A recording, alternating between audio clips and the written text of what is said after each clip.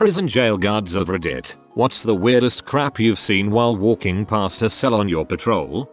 I used to work third shift, 10 PM to 6 AM, at a prison in Oklahoma, usually in the same place until this happened. We had to do a count every hour on the hour. There was a guy in Bravo Pod that would always ask me how I was doing. Never thought anything of it. During my 2 AM count I get to his cell and he's standing at the door holding a piece of paper against the glass. It says, "Can I show you something? If yes, come back after count. If not, have a good night." So I loudly ask, "What the heck do you want to show me?" He starts shaking his head and puts his finger to his lip, shushing me. I say whatever and continue my count. After finishing the top rung I have to walk past his cell anyway since it's at the bottom of the stairs. I shine my flashlight in his cell and again loudly ask what he wanted. He proceeded to pull out his dong and started beating it to me. Parolee roll. My dad, now retired, used to manage the special needs unit of a state prison. This is where they put inmates who were deaf, wheelchair bound, seriously mentally ill, developmentally challenged, etc., etc. One guy liked to tie his toothbrush to his shoelaces and wear it tucked into his shoe all the time.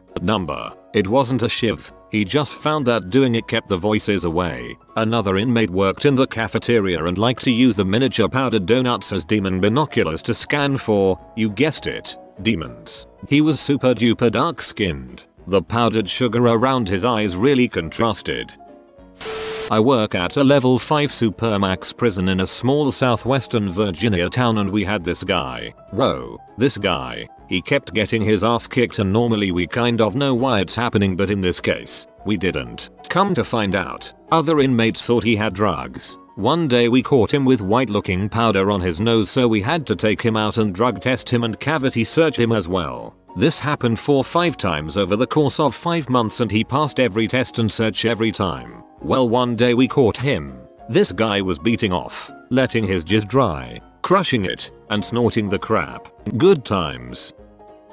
The new trend at my prison is the dudes tie a string around their dong and then attach it to their big toe going through their pants. Then when they're talking to myself or other female staff they'll sit there and tap their foot to get off. I was told if I see anyone tapping their foot to ask them to pull their pant leg up and see if there's string. Who knows what they'll think of next. Can't wait for middle school students to read this and start a new trend. I'm a security guard at a psych hospital, so I feel qualified to throw a story in here. One night I was called to the adult psych floor and on arrival I was told, the patient will not give us back her radio, and she has now put it into her lady parts. I will never forget the euphoria of walking down the hallway toward the room and hearing Hootie and the Blowfish blaring. CSR here for 7 years. Weirdest one for me is a guy jizzing on his window then licking it off. Definitely a WTF moment. You are what you eat, so maybe he was just being himself. I work in a level 5 state prison. My first day on the job, there was an inmate in the disciplinary housing unit who keeps getting sent to us from the state psychiatric hospital because they can't handle him. When the officers working on the unit walked up to his cell, he began to rip apart his balls with his own hands while yelling, "I feel no pain." This was the second time. I was a CO for a pre-release center that had a dorm-style facility. During a normal security check, I was walking through the bathroom and just happened to see something large and odd sitting on the ground beside an inmate's feet behind a stall door. Yes, the inmate bathrooms actually had stalls with doors. Well, I opened the door and the inmate was just sitting on the toilet not doing anything at all while holding a honey bun. And the thing on the ground by his feet, a giant 5-pound block of butter. I worked at a maximum security prison. It was right before Christmas, and this guy made a Christmas tree complete with a revolving train, all from paper, string, scraps of his mattress cover, and little pieces of tape that he had salvaged from his daily lunches. The conical frame of the tree was suspended with string that he had attached to his light fixture, and he used scraps of his mattress cover, which was green, to serve as the tree's needles. The mind-blowing part was this: he created a wind turbine that was powered by his air vent on a wall near the ceiling.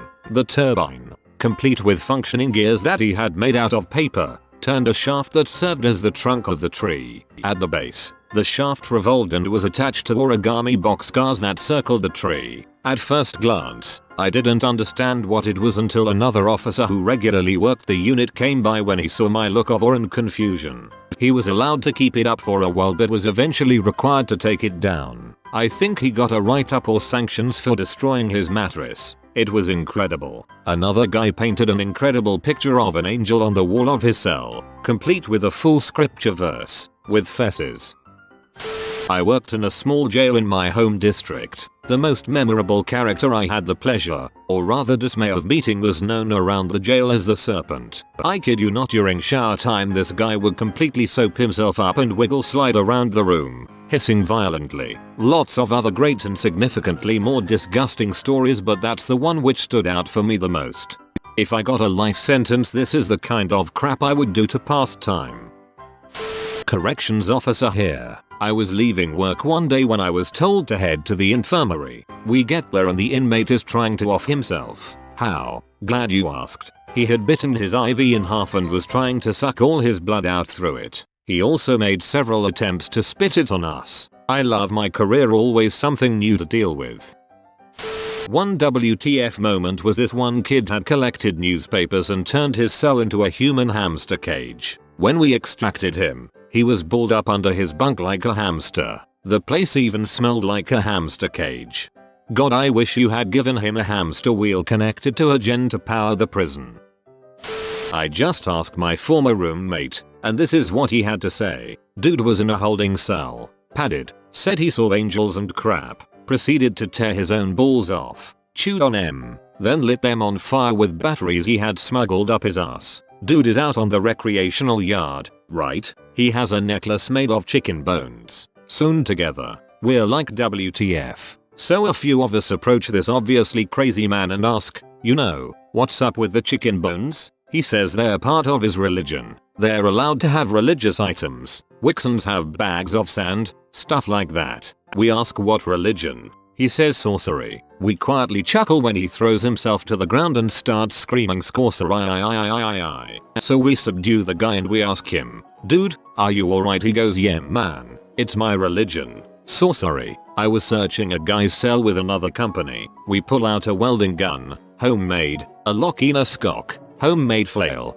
and a bunch of other crap. We were locking him up when I found a bowl full of square cutouts of people's faces from magazines and stuff. Chess pieces, numbers, card symbols, all written in squares. I ask him what all this stuff was for. He was a young guy too. He looks at me and says, man, that's for my Dungeons and Dragons game. Not me, but my dad. He worked the high security ward at the state mental hospital. One day he's taking a census count and a patient calls him, and because his eye hurts, guy is sitting on his bed holding his eye, still attached to the ocular nerve, in his hand. And, yes, the eye was pointed at my father. I was chatting to a prison officer I know recently and he told me a few good ones. The prisoners do a thing called crap bombs. They get a milk carton and fill it with crap, then put the narrow end under someone's cell door and jump on it, sending crap spraying across the cell floor. But sometimes they pop at the wrong end, and if it's a second floor cell then it'll spray out the other way and hit whoever is below. Part of helping addicts get by while inside involves giving them liquid methadone. But like anything, it's got a good value to people who can't get it. So some them try and sell it to other prisoners, but they have to swallow it when it's given. He said he's seen one guy vomiting his methadone up straight into the buyer's mouth, mother bird style. I was a detention officer for 6 years. One guy covered his entire cell walls in solitary with scriptures using his crap. We called him Holy Crap. One time a young, frequent flyer came in and was very jittery. I asked if she had anything and she denied. I informed her if she got past the intake process and was caught with anything she'd be charged with a felony 2 instead of a typical 3 due to it being inside the facility. She confessed the drugs were inside her birth canal. So I take her to her private cell and ask her to remove them, and she pulls out 5 caps to needles. The 5 needles were left inside her uncapped. I looked at the other female guard and said, dude, it's about to get messy. Long story short, the inmate was able to retrieve them all without injury by pure luck. I once saw Parolee try to break in.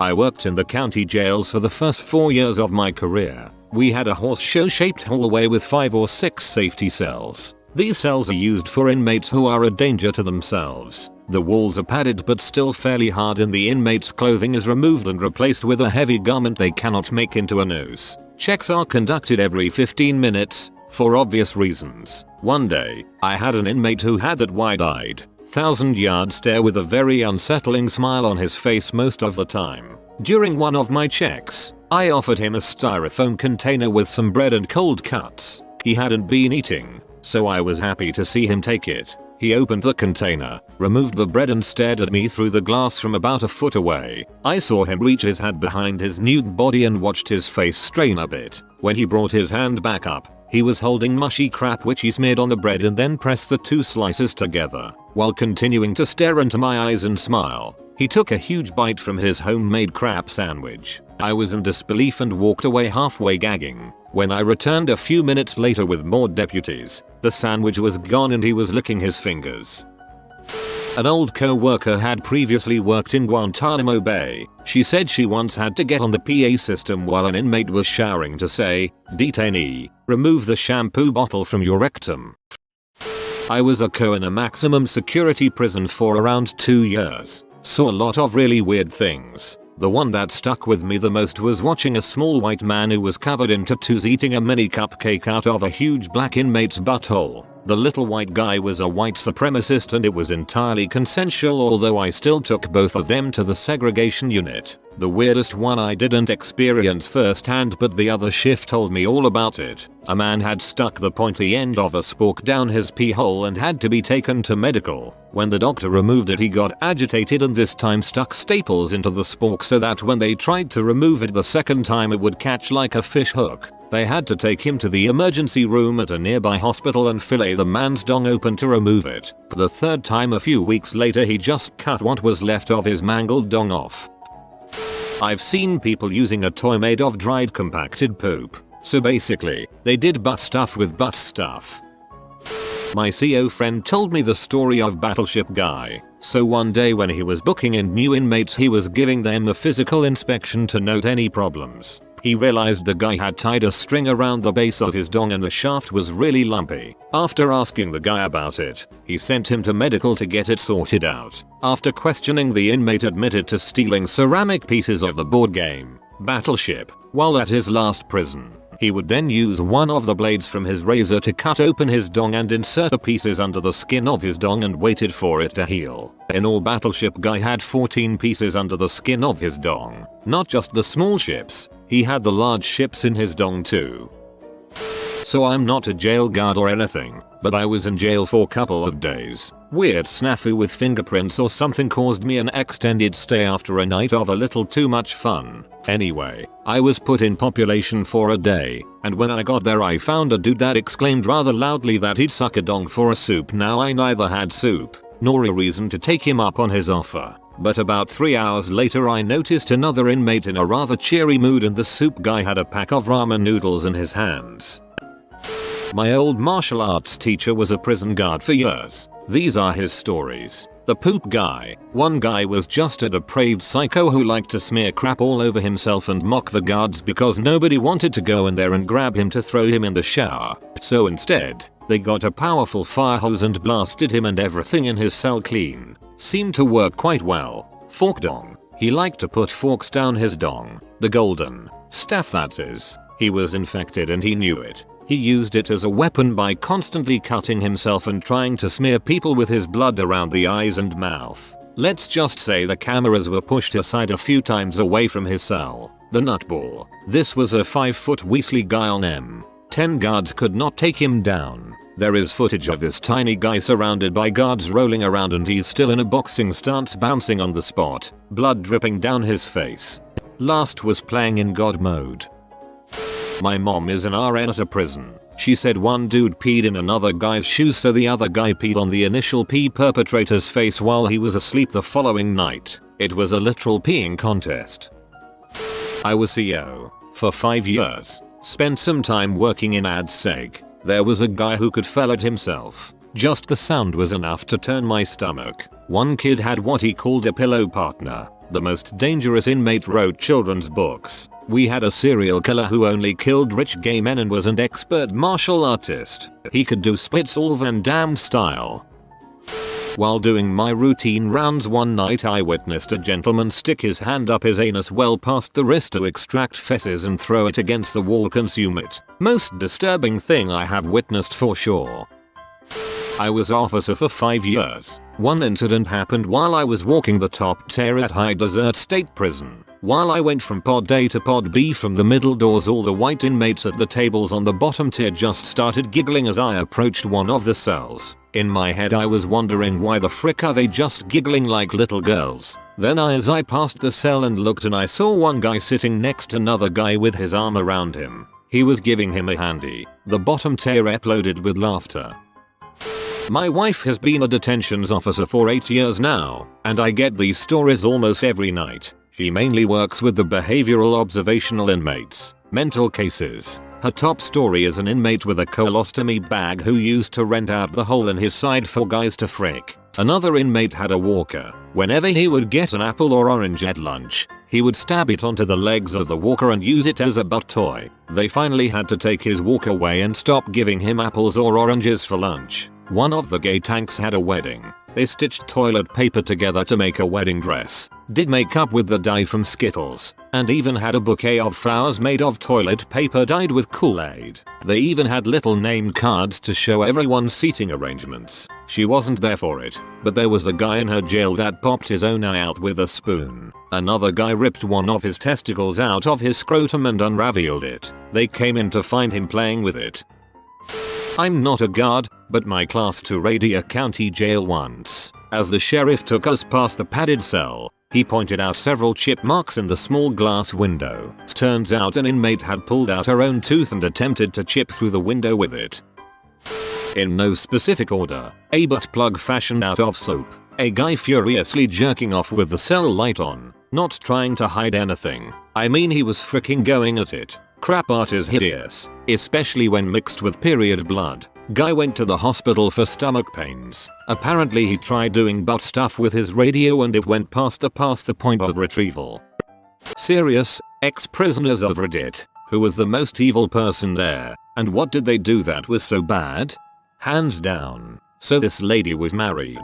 Husband cheated. Had a full-blown affair. Ended up with a love child. Somewhere along the line the wife is babysitting the husband's illegitimate child. He comes home from work, sitting down to eat dinner and asks her, how is the baby? She says, I don't know. You tell me? This bee ended up killing the baby, cooking it, putting it in the food and fed it to him. She's doing 2 life sentences. This is in Arizona, by the way. Side note, she looks like the devil. Her eyes are literally black and she looks like she has no soul. It takes a lot to creep me out, but this lady's vibe is one of the darkest things I've ever felt in my entire life.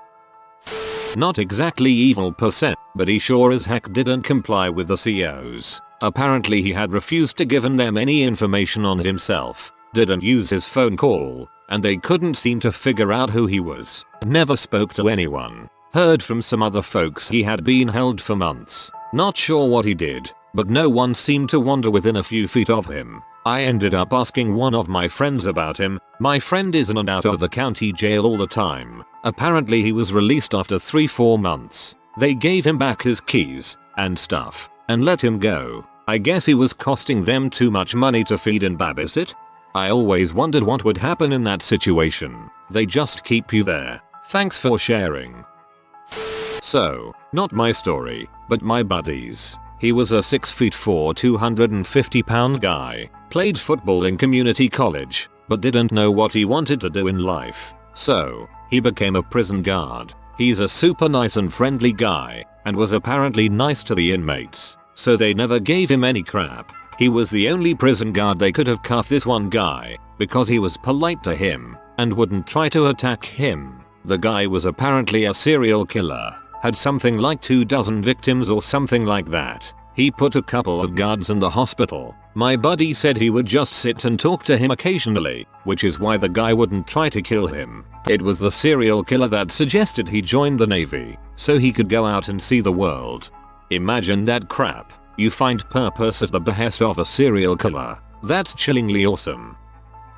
Was in Spafford Juvenile Detention Center when I was 13. Not a good age to be there at 4 feet 9 100 lbs. And I was one of 2 Caucasians in the entire place, so I mostly kept to myself. I did befriend a kid named Chris Whitehead who showed up with a freshly healed scar about 15-20 inches long in the shape of a C on the side of his head. He didn't talk much, but he ended up telling me how it happened when I finally got the nerve to ask him. Told me his older brother jumped him into the crypts, and since he cried during, he took a hot knife and burned it into his head for the disrespect. Then he had his little brother, the same age as me by the way, shoot the first person to cross the street in their neighborhood, who ended up being a young pregnant girl. How he only ended up at Spafford is beyond me, but it was disgusting to see such a nice kid end up there because of his older piece of crap brother. I remember when he went to court he was sure he'd be transferred, so he pee all over his jumpsuit and stuffed it in the radiator, causing all of us in the semi-violent block to be moved upstairs with the actual violent criminals.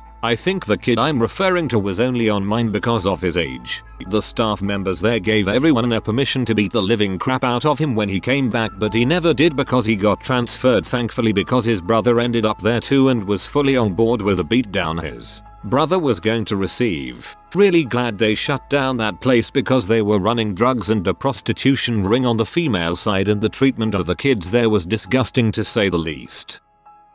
I've been to county a couple times for multiple DUIs years and years ago. Longest stay was 4 days. I had just arrived my first time of going to jail. Pretty frightening, not really knowing the process, where you were going, who you'd run into, etc. So my first stop was a holding tank awaiting transfer to a cell block with about 15 or so other guys. We all were just in there talking. Nothing crazy at all, but the dude next to me seemed to be in and out of the system a lot, so he had stories to tell. Anyway, we watched 2 COs walk with a handcuffed, light-skinned black dude, 6 foot, built, green eyes. I'm not gay, but dude looked like he should have been a model on the cover of GQ. The guy next to me that was telling stories stopped mid-story to recognize this guy. I had no idea, but GQ guy was headed to court. Storyteller guy tells us GQ guy was arrested for triple homicide. Lots and lots of time goes by as we're all waiting and waiting and waiting in this holding tank. Next thing we know, GQ guy comes walking back down the corridor, handcuffs, shackles, with 4 COs escorting him. Storyteller guy looks over at him and puts his arms up as he asks what happened. Death penalty, he yelled. My first couple hours in jail I witnessed a dead guy walking. I wasn't in prison, but my mom spent 15 years in one. She was at a women's only prison. Since it was either that or she got sent to a different state. Where I live we only have 2 prisons that are in practice. My mo told me stories though, so there were a lot of women who killed their babies and stuff, or went crazy and killed their partners. My mom was the beige suits W, the public of the prison, and not with the people in the ADSEG. She told me about some crazy people she talked to though. Most were chill, in on some drug felony like my mom, but then there was this one lady who wouldn't talk to anyone, and baked and ate her 8-month-old. Pretty sick. I used to work the 5 AM shift at a popular gym, and I had a women's CO who worked the night shift who would come in to work out and tan after work. Lord, the stories she told about the crazy ladies. Like one was pregnant and was regularly trying to slam herself into the ground to kill it. She was mentally ill. A couple women who had murdered their abusive partners. One of them had a couple kids that had died of SIDS, but I don't believe for a minute she didn't kill them, but she was never charged with it. The doctor would tell the girls that it was mandatory for them to have a pelvic exam. Not a strip search but a full-on internal exam. Only the cute young ones, of course. Chick who was charged with murder because her husband tortured her sister to death in the basement with her in the house and she didn't do anything. I learned something in school about how SIDS can't be diagnosed. It's just a blanket term for infant suffocation, meaning many cases of SIDS could be cases of infanticide and we have no way of really knowing. I wonder if things have changed since then, but it's something that stuck with me since I heard about it. I was in jail for public intoxication once. Small town, no room in the drunk tank, so they put me in with the rest of the folk. I was still somewhat drunk and chatty. I struck up a conversation with a guy that had instant coffee. I made a trade to give him my pancakes when breakfast came around in exchange for some coffee he had right then. I was temporary, I would be out by morning, so I didn't care about breakfast. We drank coffee and talked. I asked him why he was there and he tried to convince me that he was innocent of what he was charged. They charged him with drowning a pregnant woman in a popular swimming hole near our town. The more he told me, the more I was convinced that he took her out there to frick. She wouldn't, probably because she was early in the pregnancy, so he got angry and drowned her in a jeep. Just knocked her out and pushed it in the river with her unconscious or dead inside. While I was talking to that guy, I was recognized by someone I hadn't seen on a really long time. I asked him why he was in jail and he said I set my trailer on fire, with my wife in it. Not a fun night. Wasn't a prison but was taken into jail when I got caught driving with a suspended license. Was in a 6x4 holding cell before you actually get into the jail. I was with another older guy. He asked me what I did. I told him. I then asked him what he did. Turns out he kidnapped an older guy, tied him up in his basement along a pole and beat him up. He ended up giving the guy a smoke after beating him up while still tied up. The guy with the smoke ended up starting the house on fire and that's how the perp was caught. I didn't ask any more questions and was released a couple hours after and haven't been back since.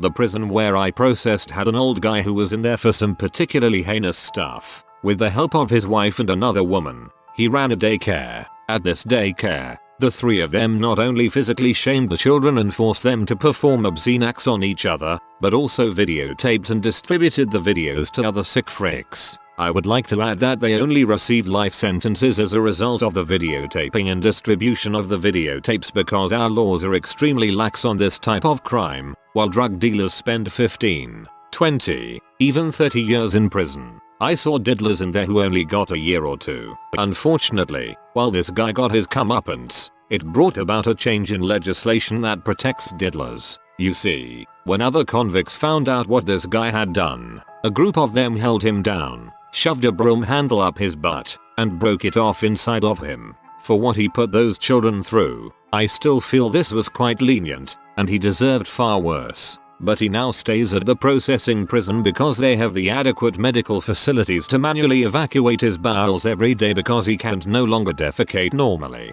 This incident led to new hate crime laws, so here in North Carolina, it is now a felony hate crime to attack someone for the nature of their convictions, leading to an automatic 5 years added to your sentence for attacking someone due to what they have done. What this in turn has caused is a new paradigm where diddlers are effectively safe from any kind of harm, because even if that had nothing to do with why someone beat them up, all they have to do is say the person attacked them because of their crime, and that person will automatically get another 5 years added to their sentence. Now, at least here in NC, it's easy to spot the diddlers, because they're the ones who stand in a circle on the yard singing hymns and doing Bible studies, and attend every religious ceremony, leading to the people who would otherwise go to the church services abstaining from them because they have no desire to be around that scum. As for old Larry, the man who got sodomized by a broomstick, as well as all of those who committed similar crimes, they are safe.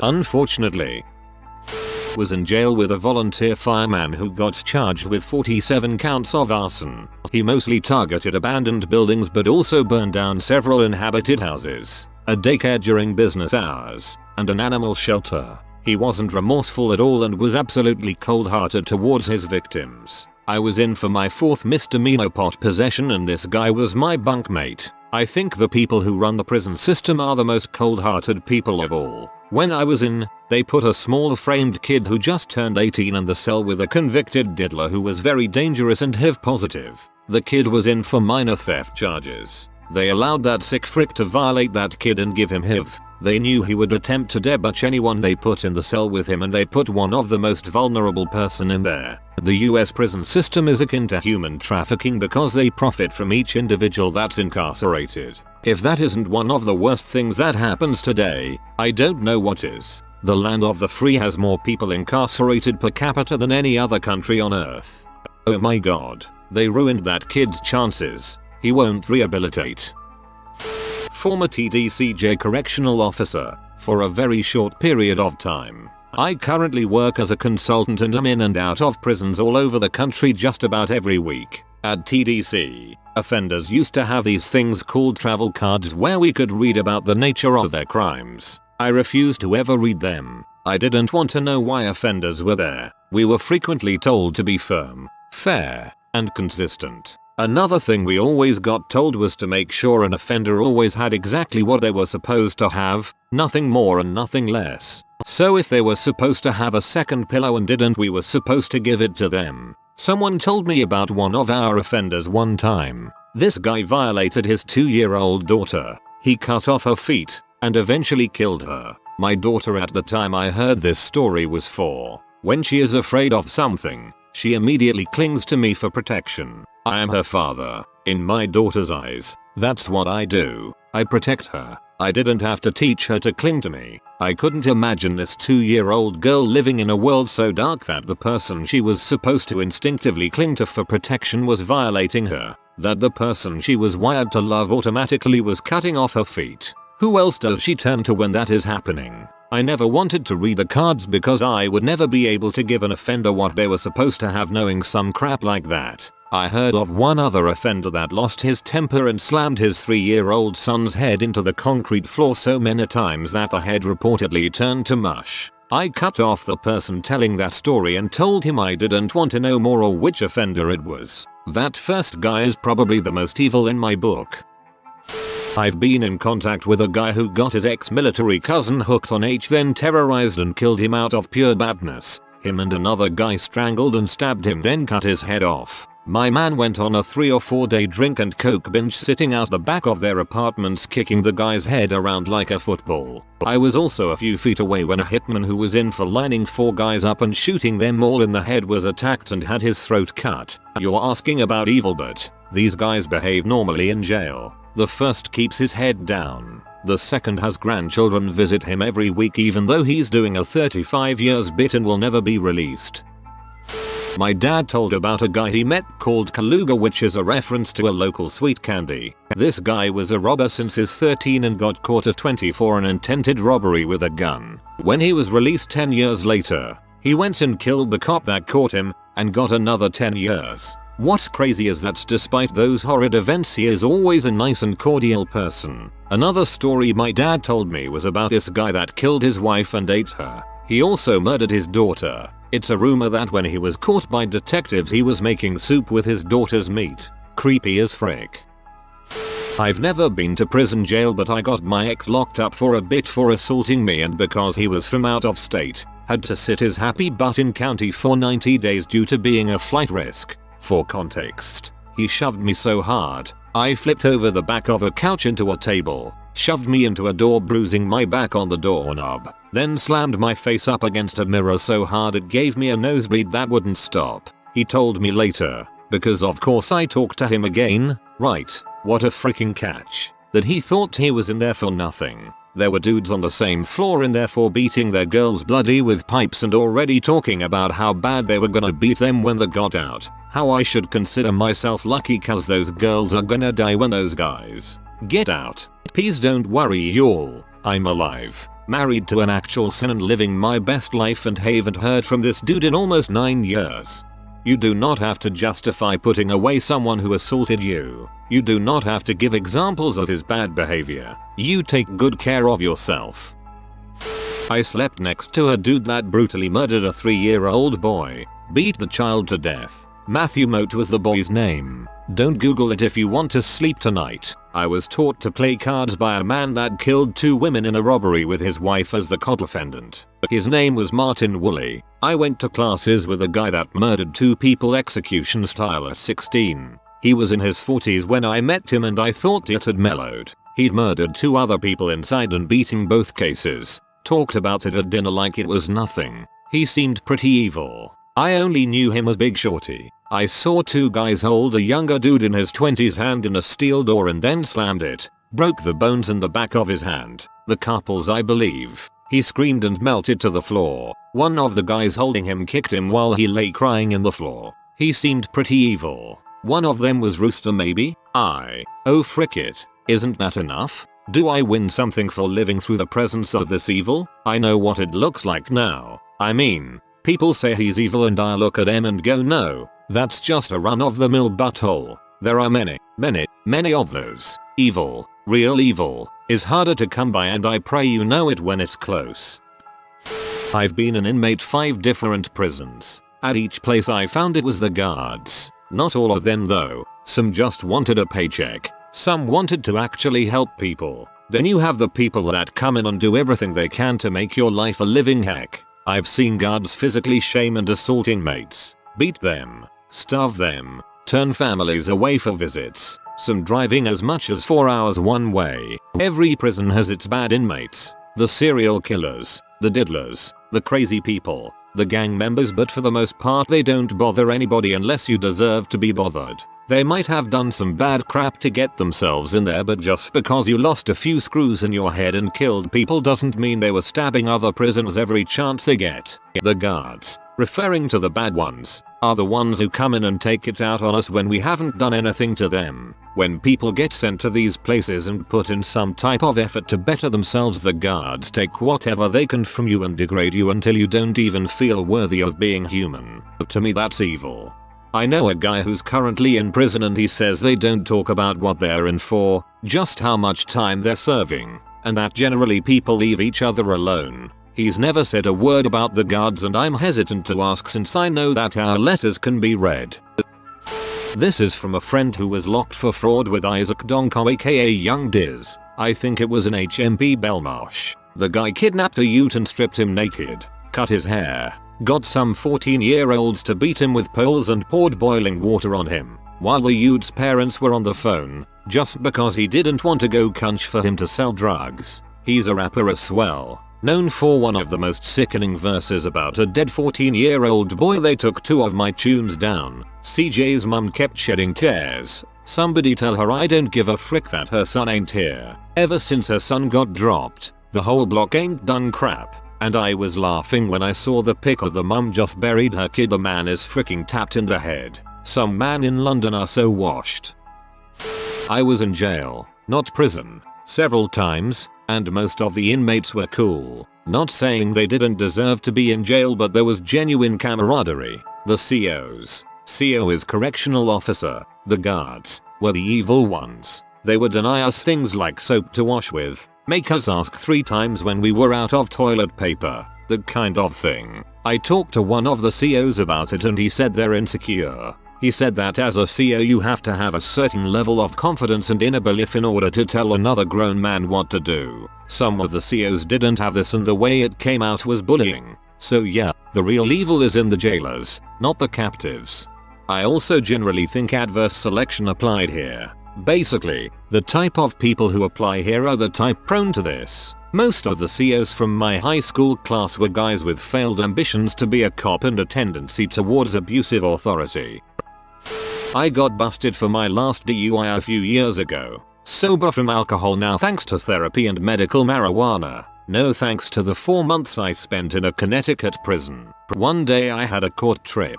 You get woken up at 3 in the morning, sit around for hours, get on a bus or van, go to other prisons to pick up other inmates, then court. All day affair. This day we were brought from our medium security prison to a maximum. In the prison bus there's 2 or 4 plastic boxes for higher level inmates. That day I got to ride about 15 feet from Stephen Hayes. Hayes and his partner Joshua Komisarjevsky beat a man nearly to death, then violated and murdered a woman and their 2 daughters. Google Cheshire, Connecticut petty murders. At the time he was in a very bad place. Other inmates were taunting him as he just stared at the floor. Never said anything. Just sitting in the plastic box, staring at the floor. Looked gaunt compared to his mugshot that had been all over the news years earlier. With a beard. That sucker, and a few child debauchers, were the most evil. And again, sending a non-violent alcoholic to prison didn't make me sober. Dealing with my issues, PTSD, and getting medical help did.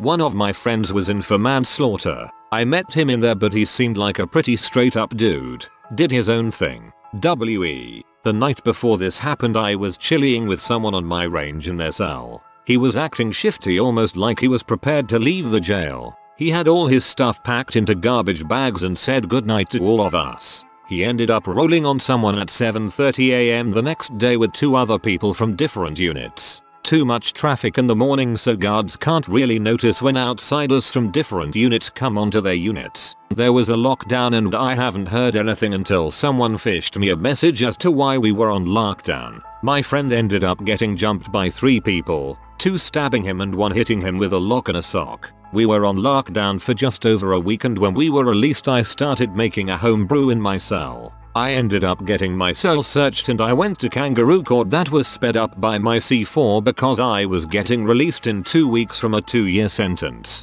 They put me in 1 week lockdown with no privileges but to eat. I was placed in my friend's cell, which the other inmates did a crappy job of cleaning, and had to sleep with his blood splattered all over the walls I was sleeping in.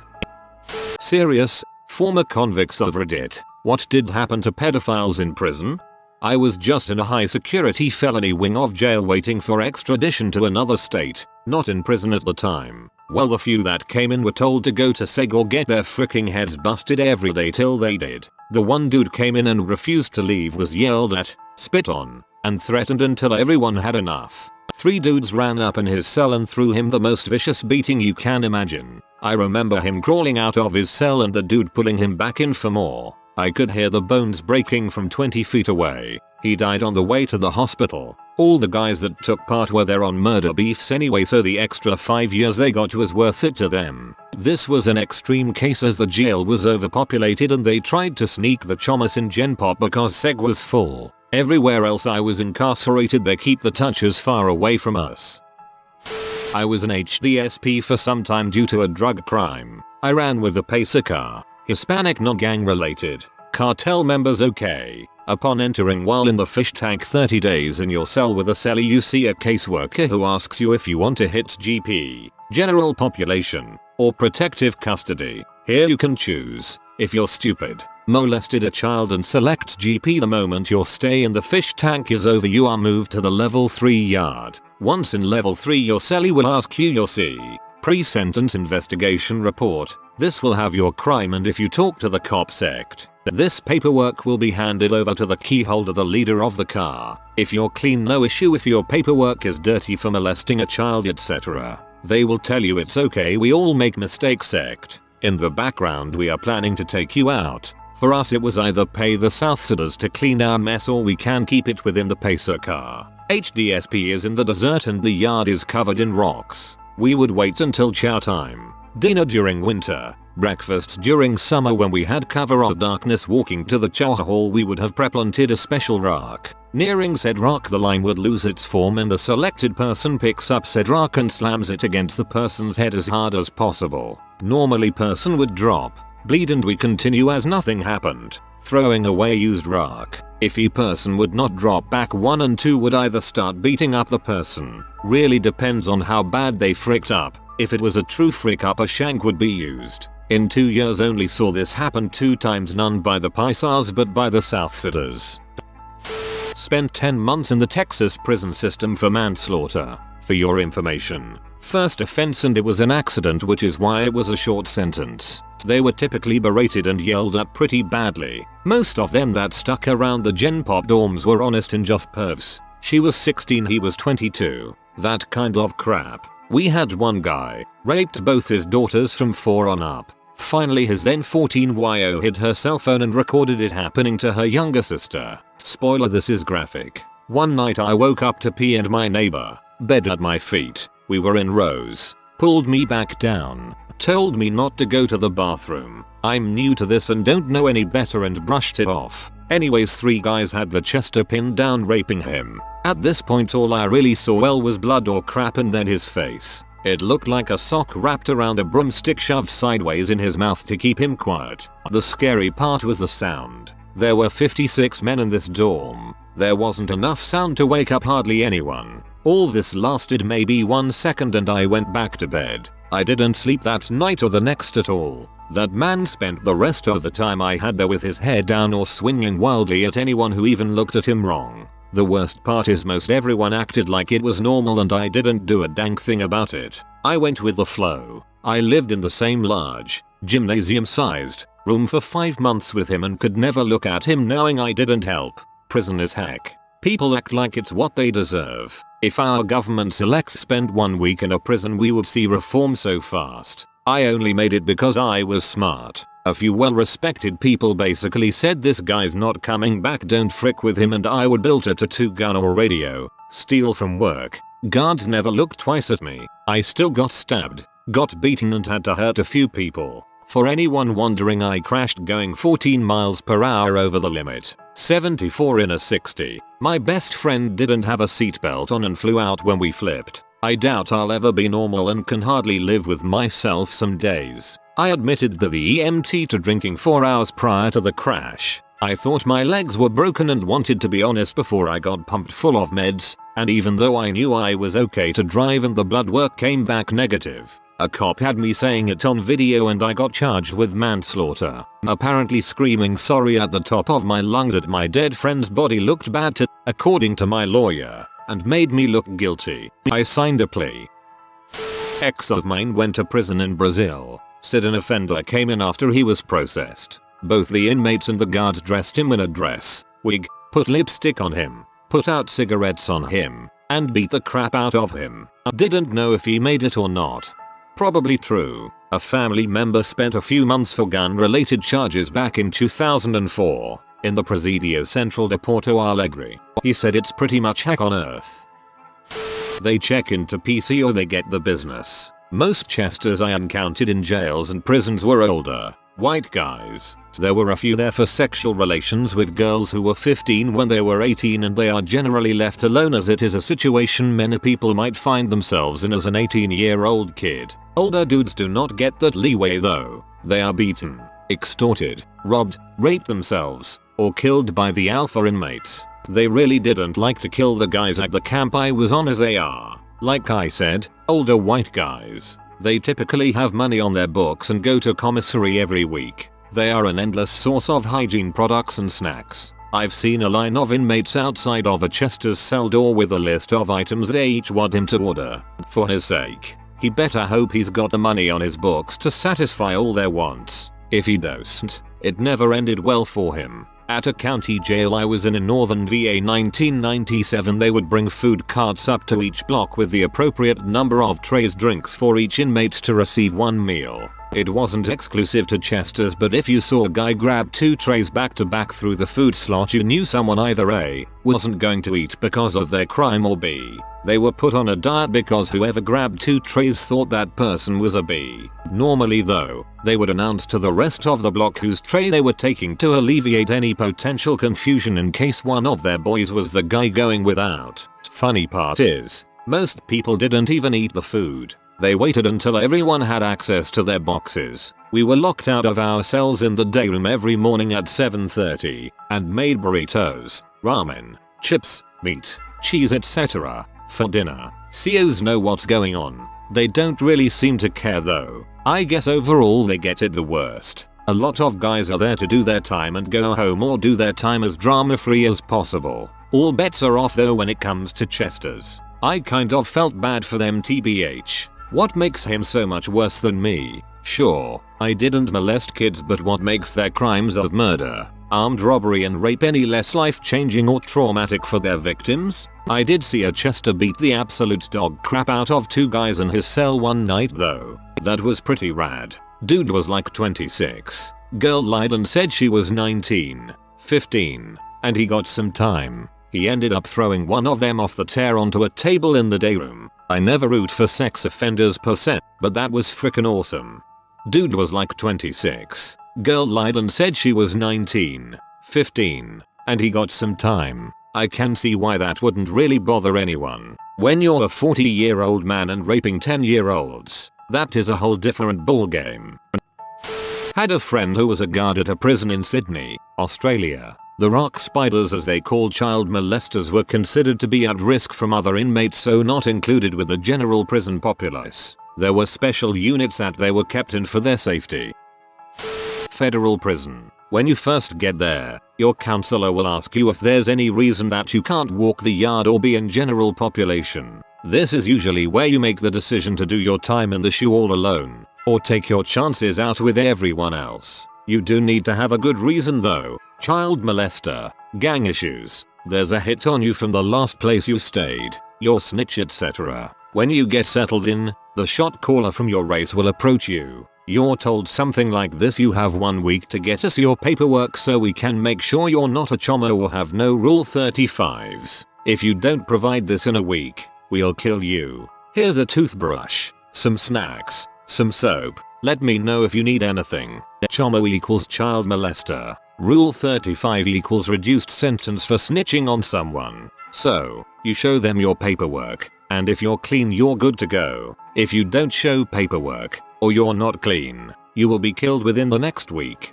For some reason, new guys do not take this seriously. They either don't produce their paperwork, or they actually produce it knowing that there's less than desirable stuff on there. What happens to them? Stabbed 27 times all in a matter of seconds. Face head stomped on so hard until it just cracks open and gunk leaks out. Mouth jaw shattered with a pool stick or pool ball. 2 guys killed in about 60 seconds by a tiny Mexican holding just a bocce ball. Native Americans pretend like it's all good. 10 of them go into the sweat lodge for religious reasons. Only 9 come out. 10th guy had a clean gash in his head from a shovel. Cellmate hung the guy with a bedsheet to make it look like suicide. Why do these guys take chances with trying to be in general population? Because the shoe sucks. You're by yourself. No TV. 3 showers a week. No access to things like the prison barber. Limited access to phones. Video visitations. Constant video monitoring to prevent suicide. And every 18 months they ship you to a new prison. If you're looking at 40 years for child rape, that can be a long time to live in those conditions. Sometimes guys will stay in general population knowing that they will get killed simply because they don't want to be there but can't commit suicide in the shoe.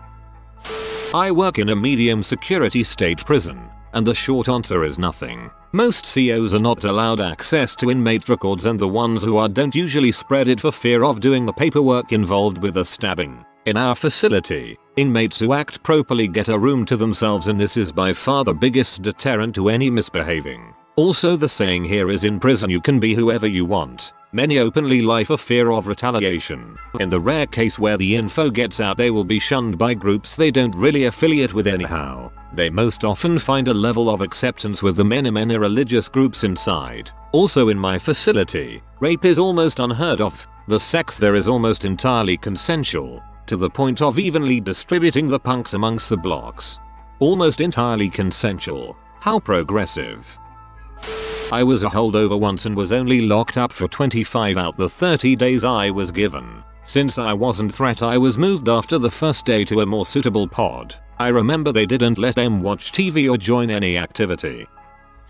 Late to the party, but I can shed some honest light on this. 2 things to explain what happens. 1. Generally they are kept out of Gen Pop if at all possible. They are usually put in a seg unit with other sex offenders or a minimum security area. 2. We are generally under very strict orders not to reveal what a person is convicted of, especially if it is a sex-related crime. I'm not saying some COs don't let it slip, but it's rare. If an offender wants to tell the other inmates, that is their choice, but sex offenders generally keep their crimes to themselves. It is in fact a HIPAA violation to discuss the crimes of inmates with anyone other than law enforcement personnel or court personnel, and you can be brought up on charges for it and be terminated, sued, or wind up serving time yourself. A side note, as a CO, if there is an inmate confrontation or a beatdown, any kind of violence, it creates a lot of extra work for us. Paperwork, lockdowns, interviews, etc. We are overworked enough.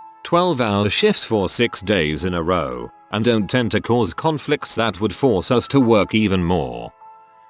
I did 6 months in CFCF. Didn't even make it to Gen Pop before 2 big butt mother suckers from the same street found out that some Asian dude was in for touching his niece. This guy, my god, they approached him at lunch and snatched away his tray first. The bigger of the 2 slapped him so freaking hard it almost hurt me while screaming, "So you like to hurt little girls," followed up by the man who took the tray hitting this little Asian guy with a straight up sucker punch that laid him out flat. After that, I'm pretty sure every inmate on C block stomped his head. COs had pepper spray flying everywhere, and when all was said and done, the pedo was taken to the hospital and the rest of us didn't get dinner because we were locked down for 24 hours. That was only quarantine. The whole thing could have been avoided if there wasn't a giant whiteboard with everyone's name, inmate number, and charges written all over it. If there wasn't a giant whiteboard with everyone's name, inmate number, and charges written all over it. Bulls. There's no way we'll know which of these stories are true, exaggerated, hearsay, or completely false, but goddang this topic is still terrifying as heck.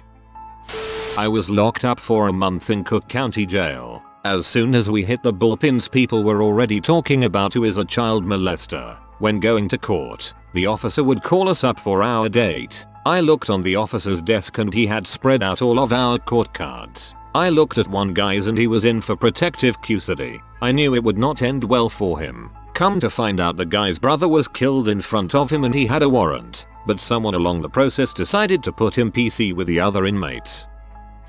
Man, if I ever go to prison, I'm gonna do like Martin Lawrence said to do. Crap in my hand and smear it all over myself so no one messes with me. That would probably get you killed viral though. There was a riot in the Tecumseh prison earlier this year. They burned one pedophile alive and beat another to death. A buddy of mine did a few years for burglary. He told me about a child molester got beat up and sodomized with a broom handle until he died. Fricked up stuff. I've been in a few times and it's never good. I've seen guys beat damn near to death, choke out the shampoo bottles, shove in their asses. I have seen them kept on the block for days to be starved and extorted, and I also work in the kitchen where when the trays for PC, protective custody, we're made, we and guards spit on them, threw the crap on the floor, pretty much anything you can imagine. A few places weren't as harsh because it was short timers who weren't gonna risk too much, but the higher the security the worse they get it. But now days they pretty much get their own prison so they aren't assaulted and killed. 99.99% of the time, nothing at all. Most of the replies in this thread are bores. First of all, your question specifically refers to prison, not jail, which a lot of people are relating experiences from. The terms may seem interchangeable, but the difference is huge. You go to jail if you are sentenced to from 365 days of incarceration or are awaiting trial and unable to make bail. Jails are relatively small, often attached to the county courthouse and located in your hometown. In jail, you don't have a chance to interact with sex offenders. They wear different colored jumpsuits, red versus the standard green in my state, and are housed in a completely separate floor unit. The only chance you have to interact with them is in court. To cut down on time, court chains are thrown together with everyone awaiting arraignment or sentencing handcuffed together sitting in the jury box awaiting their turn. But again, here nothing happens for two reasons. 1. You are in court and would absolutely garner yourself an aggravated assault charge, not to mention a thorough police beatdown, before you were able to do any real damage. And 2. Just because someone's in a red suit doesn't necessarily mean they're a sex offender. Medical segregation, history of extreme violence, and borderline mental health risks can also be reasons for a red suit. So unless you've seen the guy on the news, there's a good chance he didn't rape molest. My brother has told me some of this. He did 2 years, I think, in state prison. The story that I remember, as he was explaining what happens to guys like that in prison, there was a new dude who everyone thought was kind of strange, but people mostly left him alone until they found out he was in for a sex offense. From there, my brother and his buddies told him, we can't associate with you anymore. Don't talk to us. Don't look at us. Any money put on your books is now ours, or else we'll beat your butt. Spent almost 20 years in prison and various stages of confinement. I did an AMA a while ago, so I'll say it again. If any of you think the chomas and pedis are getting fricked up, raped or pimped, you are sadly mistaken. Peace. I always thought they would just end up in solitary because it was too much trouble for them to be in the general population.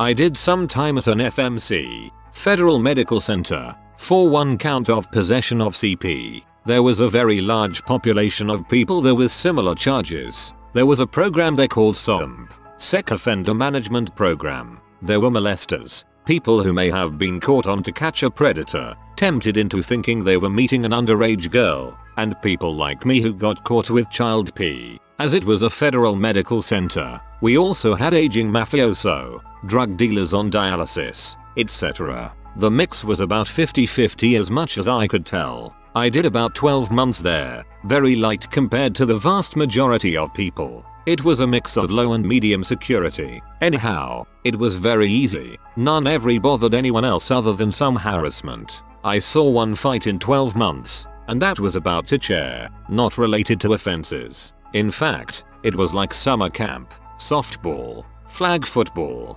bocce, etc. Oh, when I left there, I was deported and spent time, 6 weeks, in a wing of county jail. I told them I was there for fraud and it was fine. I was in different prisons from minimum to maximum. Where I live it's a hate crime to assault them for their crime. The prison I did most of my time in had 1,200 inmates, 900 of whom were sex offenders. You couldn't make it through breakfast without seeing hundreds of those fricks. It was terrible. The Bible study leader had fricked his kids. Was not a good time. Do not recommend 1/5 stars. That is extremely depressing. Yuck.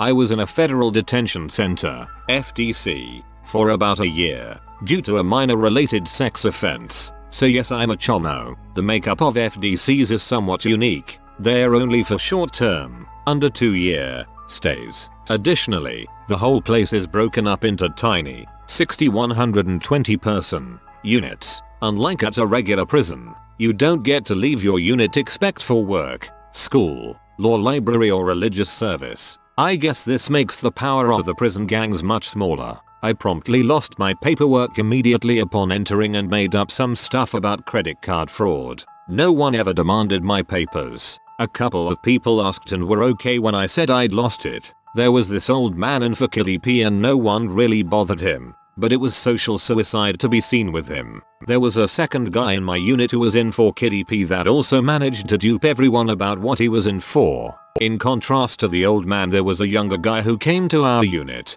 People found out it was a so kind of offense, and EP said the same day. There was a child killer molester, Joseph Cornelius, in the same block of the same prison I was in, Cold TWP, in Pennsylvania. He had cut a 9-year-old's penis off and killed him under a bridge in Pittsburgh. He tried to live in the general population for a couple days but had an apple thrown at his face from close range. He opted for the protective custody after that. Peas. I was in prison for a marijuana conviction, right alongside monsters like him. How messed up is that?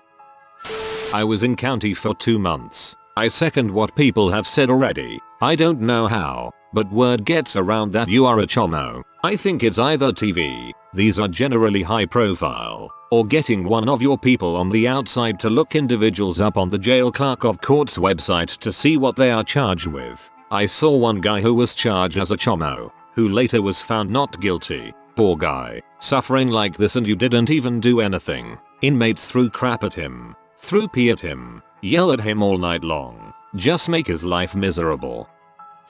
Can a guy get by in prison without joining a gang inside? Like just keep his head down? Is he bound to get picked up and forced to join, or will he just get beat on and killed? Serious, prison workers of Reddit. Have you ever met an ex-inmate of yours out of prison? If so, what happened? I taught GED prep in a prison for about 6 years, and I saw a lot of inmates on the out. When I started, I lived next door to the halfway house, and used to see guys all the time, find out how they were doing and so on. I'm Facebook friends with a few guys. One in particular worked as my TA in class. I'd let him run a class every now and then and he was an excellent teacher. He's been out for several years and runs an alternative education program in his old neighborhood, helping dudes get their GED. We chat every now and then. He's doing great and really making a difference in the community. That's awesome.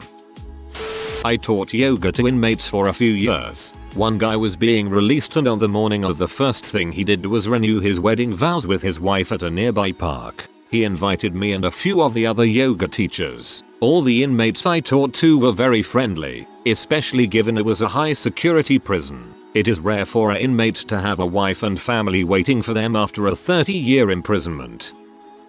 CEO in South Texas was shopping with my wife and ran into a huge 6 feet 7 inches HPL member that me and a co-worker had to take down due to his aggressiveness. All he did was shake my hand and asked how I was doing. Was honestly expecting crap to go down. Nice guy when he's not surrounded by his people that like to be butt hats. Nothing too dramatic here. I was a nurse practitioner for our county jail for a couple years. A few months ago I was drinking at a dive bar in the rougher side of town with friends, and a man came up to me and said I had been his provider there, and thanked me for taking care of him. Nice. I ran into a guy that as an LVN I would do a pill pass to. He said hello and thanks for not shorting him on his methadone. Yep, part of my job involves teaching inmates, in minutes, mod, to care for 6 retired racehorses and the farm itself. It's a pretty great program. We also have dog training, vegetable gardening, and even beekeeping programs across the state, and the men usually end up getting jobs working with horses after their release. They get a Groom 1 certificate. 2 people come to mind. One guy got a job working for a well-known trainer in the area. The trainer has given jobs to a lot of people and is very well respected. Great guy. He let our graduate live in a trailer on his property, rent-free, set him up with an old TV and PlayStation, had him eat dinner with the family, etc. The guy was a good guy but had a lot of family problems he just couldn't get away from. One night his sister called and said she was in trouble, and he panicked and took the trainer's truck without asking to help her. Not anything nefarious, but a breach of trust and he got fired. We saw him again helping him move his belongings out and try to find a job on the track. A lot of the guys we work with aren't necessarily terrible people, but have incredibly poor impulse control and it gets them into trouble. Another guy is a better story. We had an open house at the barn for the public and one of our graduates came back for it. He was working in a factory at that point and had a steady place to live, had stayed clean, and so on. The horses loved him and clearly remembered him, as much as horses can. He was very open about his history with our visitors and most respected him. One thing that was depressing was that he had real trouble trying to get jobs with horses at some places, like vet clinics, rescues, where he would have had to administer drugs to the horses, because he had a drug conviction. This guy was like a goddamn horse magician and would have been great at those jobs. I understand the caution, but it just sucks seeing the trouble people have after release getting housing, jobs, and fair treatment. We can teach them job skills and educate them and get them started, but a lot of the time they just run into brick walls on the outside.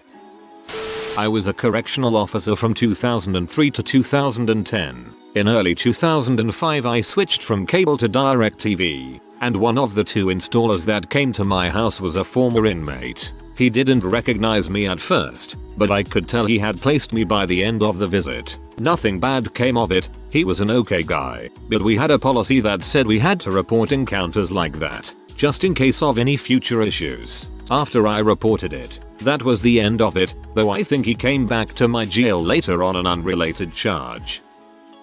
Former guard in TX here, was filling my car with gas when I heard my last name being called. We wore name tags with our last name on them so inmates could call us officer so and so. Ended up being a dude who was locked up free on parole. He walked towards me and we chit-chatted for a bit, shook hands and all, wished him well and he did the same for me. He said he always had respect for me because I was the same officer day in and day out every time I worked. They knew what they got with me and I also showed respect to all the inmates no matter what it was they did. We really had no way of knowing what they did to land in there, but some would share freely if you asked them. I honestly did not remember the guy because you deal with thousands of inmates. The only ones I honestly remember were the staff support inmates that help you out and you delegate menial jobs to them, etc. Janitorial type crap. Anyways, pretty uneventful encounter.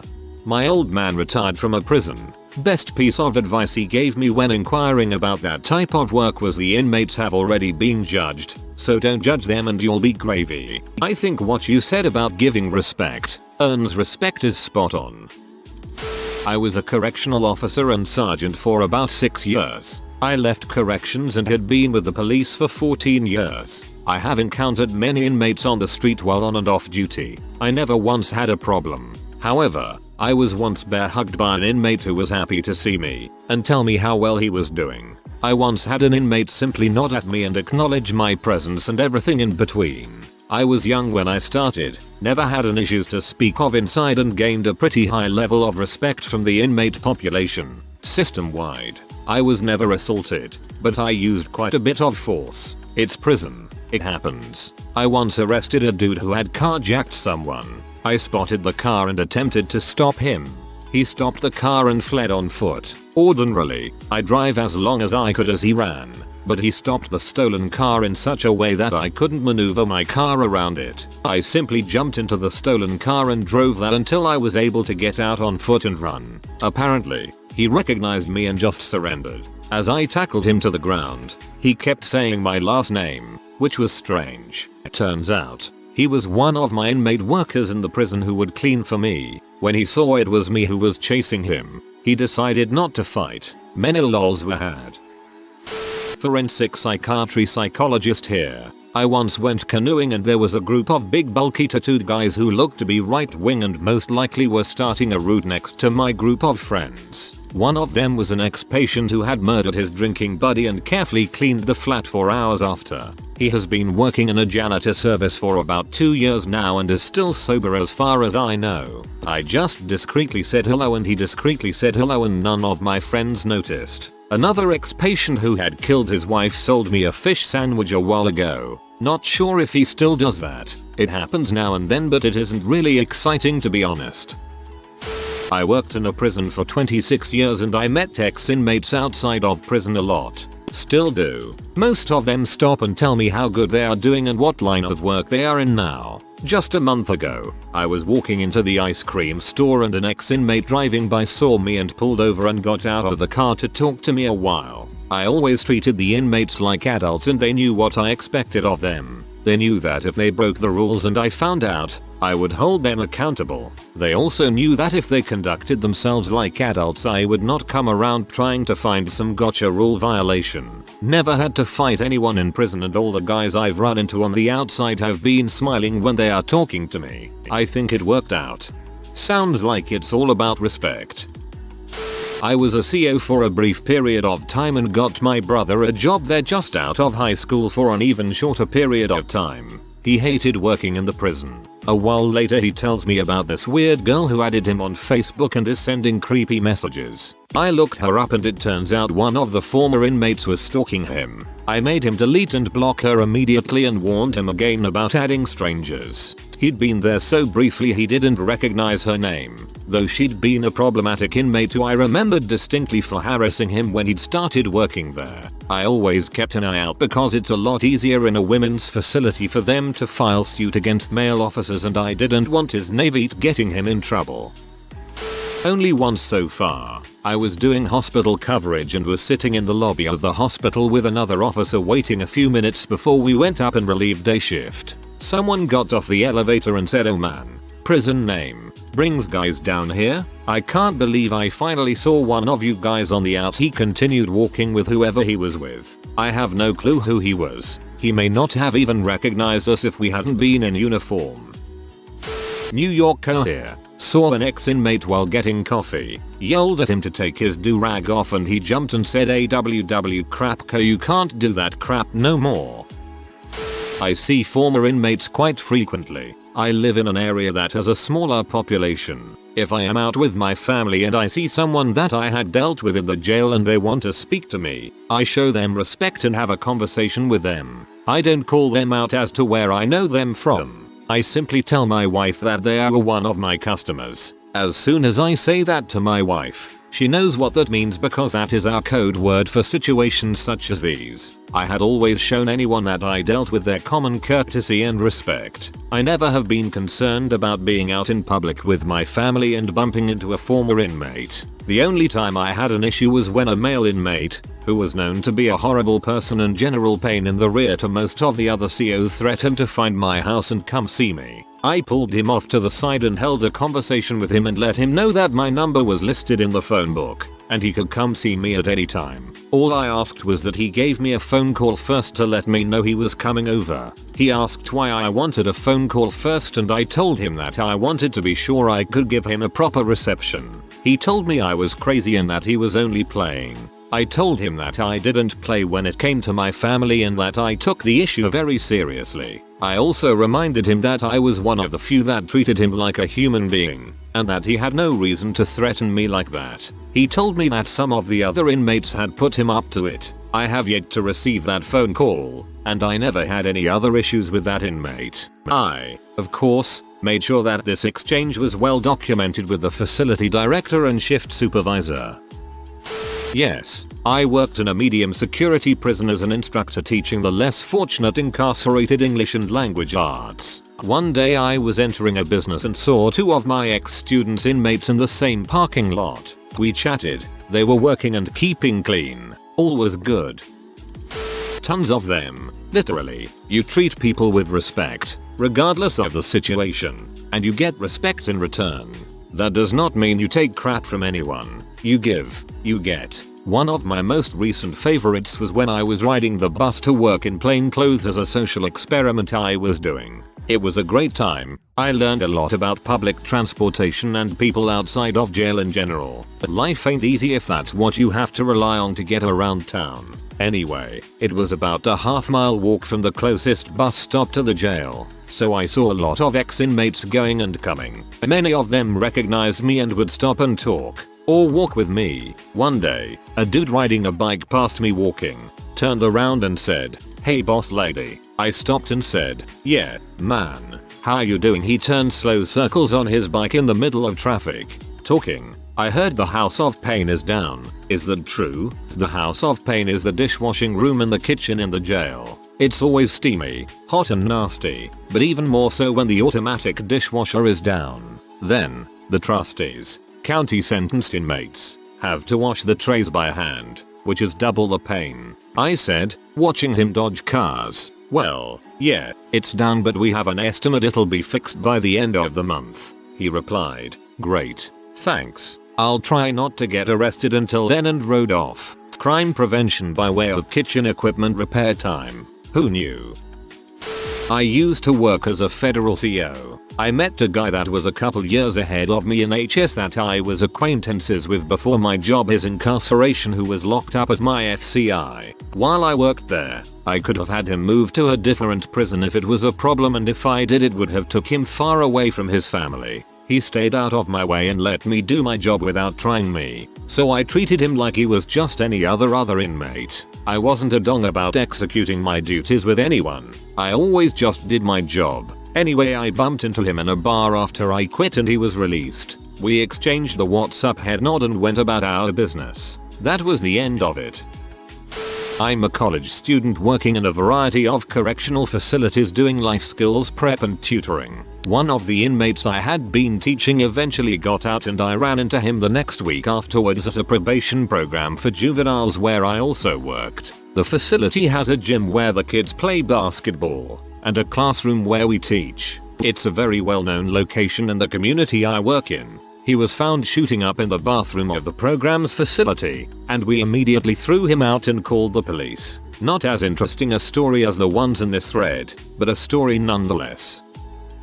Probably late to reply, but oh well. I've had two so far. The first was like many others here. An inmate recognized me at a gas station and shook my hand. I worked in the education department after 5 years working in general population where they train inmates in different trades. Welding is fairly popular and they can earn a bachelor's degree. This person in particular was a graduate and from what I gathered after our chat had gotten his life together and was doing well. The next was on Christmas actually. My parents came to visit but I was still at work. After getting off I picked up my wife and we all planned to eat dinner at Denny's. My wife and I arrived first, found a table, and she went to the bathroom real quick. I was still in uniform, sitting alone at the table when I noticed this guy staring at me. I didn't recognize him, but I did recognize his tattoos. Most of them were Tango Blast. He gave me the stink eye the entire time and I just looked right back at him until my wife came back.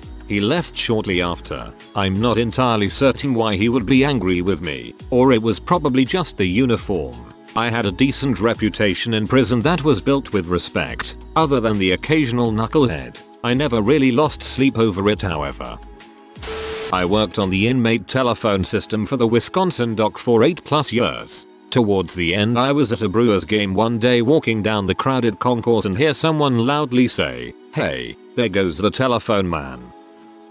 Story time. I worked at a work release facility and made friends with some of the only other reasonable human beings that worked there. Contract employment invites a lot of terrible people, which is something that really irked me about the job. Other guys there were just trying to get their lives back together and didn't need half the crap they got anyway. So 8 or 9 of us, including the director of the entire facility, decide to go out to a karaoke bar after work one night. After a couple hours of bad journey, evanescence, etc., we decide to leave. But first, a few people want to go outside for a smoke, so I stay inside with my girlfriend, now wife, to finish another drink. Out of nowhere, I hear, "Oh man, Phelan, is that you? It's great to see you from behind me." I turn around, and there's one of my old work release guys with a drink in his hand and a big smile on his face. We shoot the crap for a while, and then in the middle of a sentence he's like, "By the way,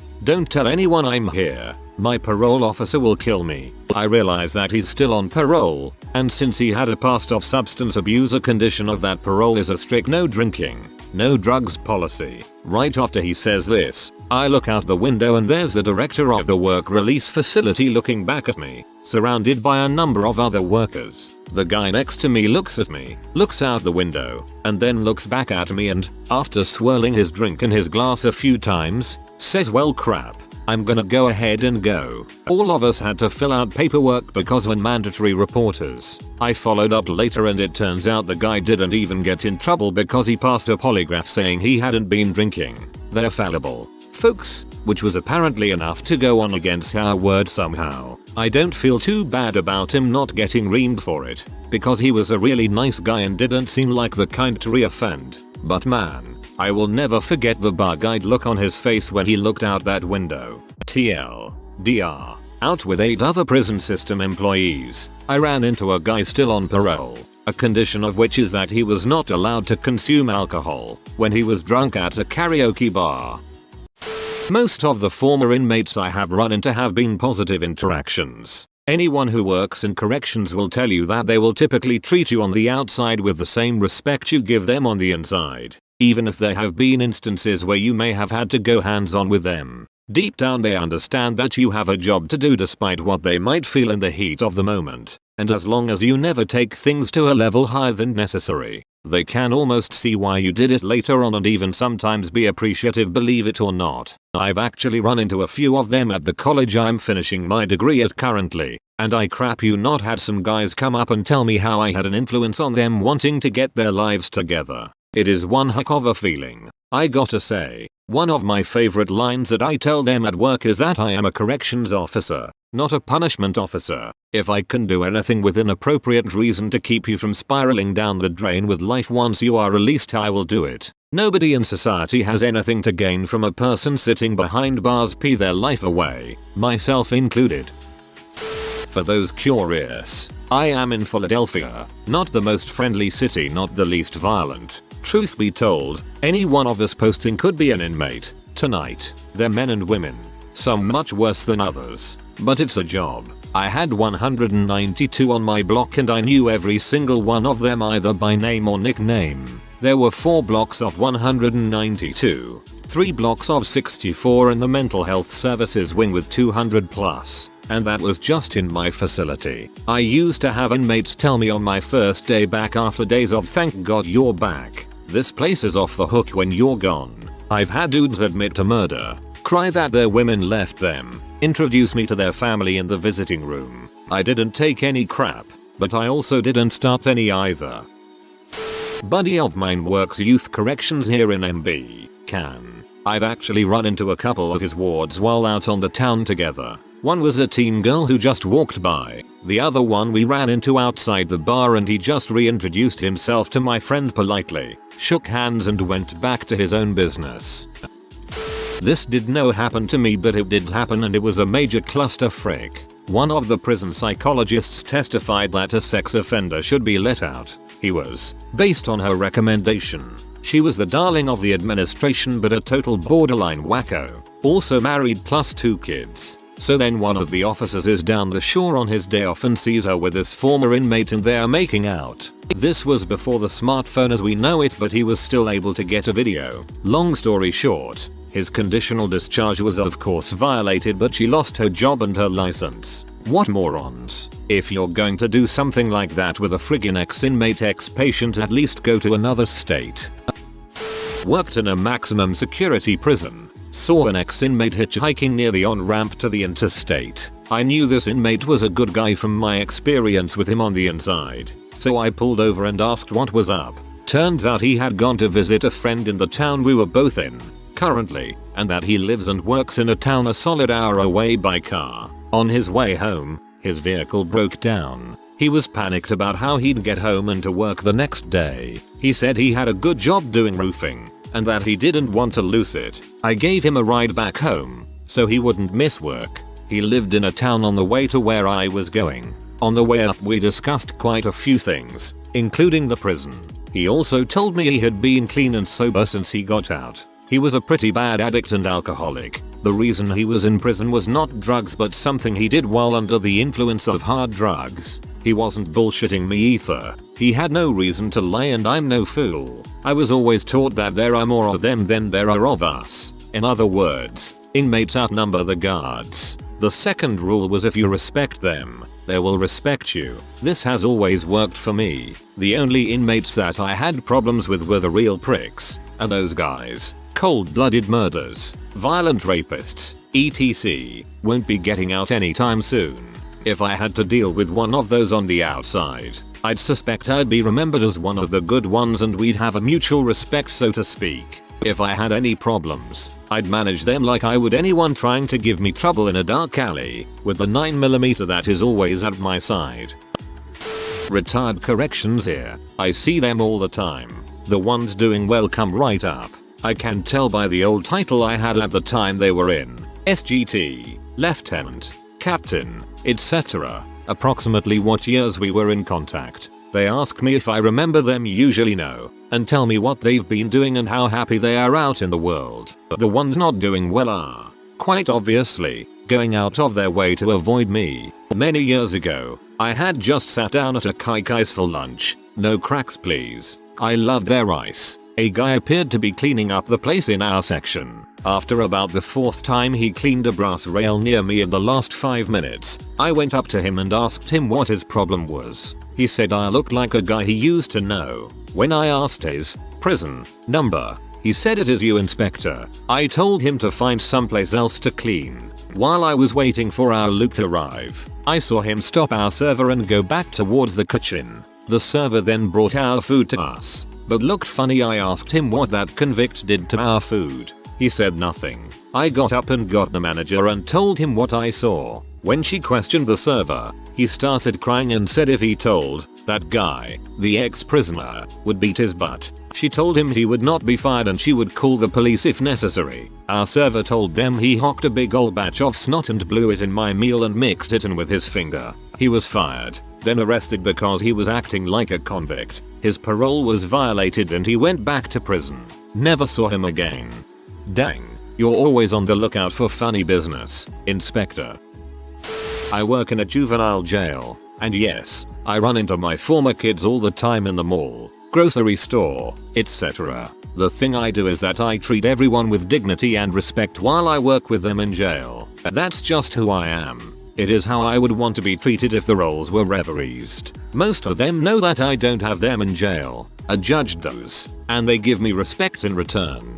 As a result, nothing much happens when I run into them in the free. They generally scream my name, race up to me, give me a hug, and tell me how they've been doing. I tell them I'm proud of them for turning their life around and we move on.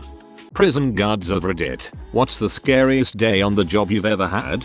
I was a prison guard in Afghanistan in 2011 at the DFIP. I think somewhere around December. We had a Quran burning incident, and tensions were very high between the US and any of the local nationals or the Afghan National Army. People were dying because of riots outside base. This was some serious crap. We were receiving threats from some of the people we worked with. The scariest day was when I was searching a communal cell some days after the Quran burning. Usually the detainees would put their Qurans in the front middle portion of the cell, near the airlock, laying on a prayer rug.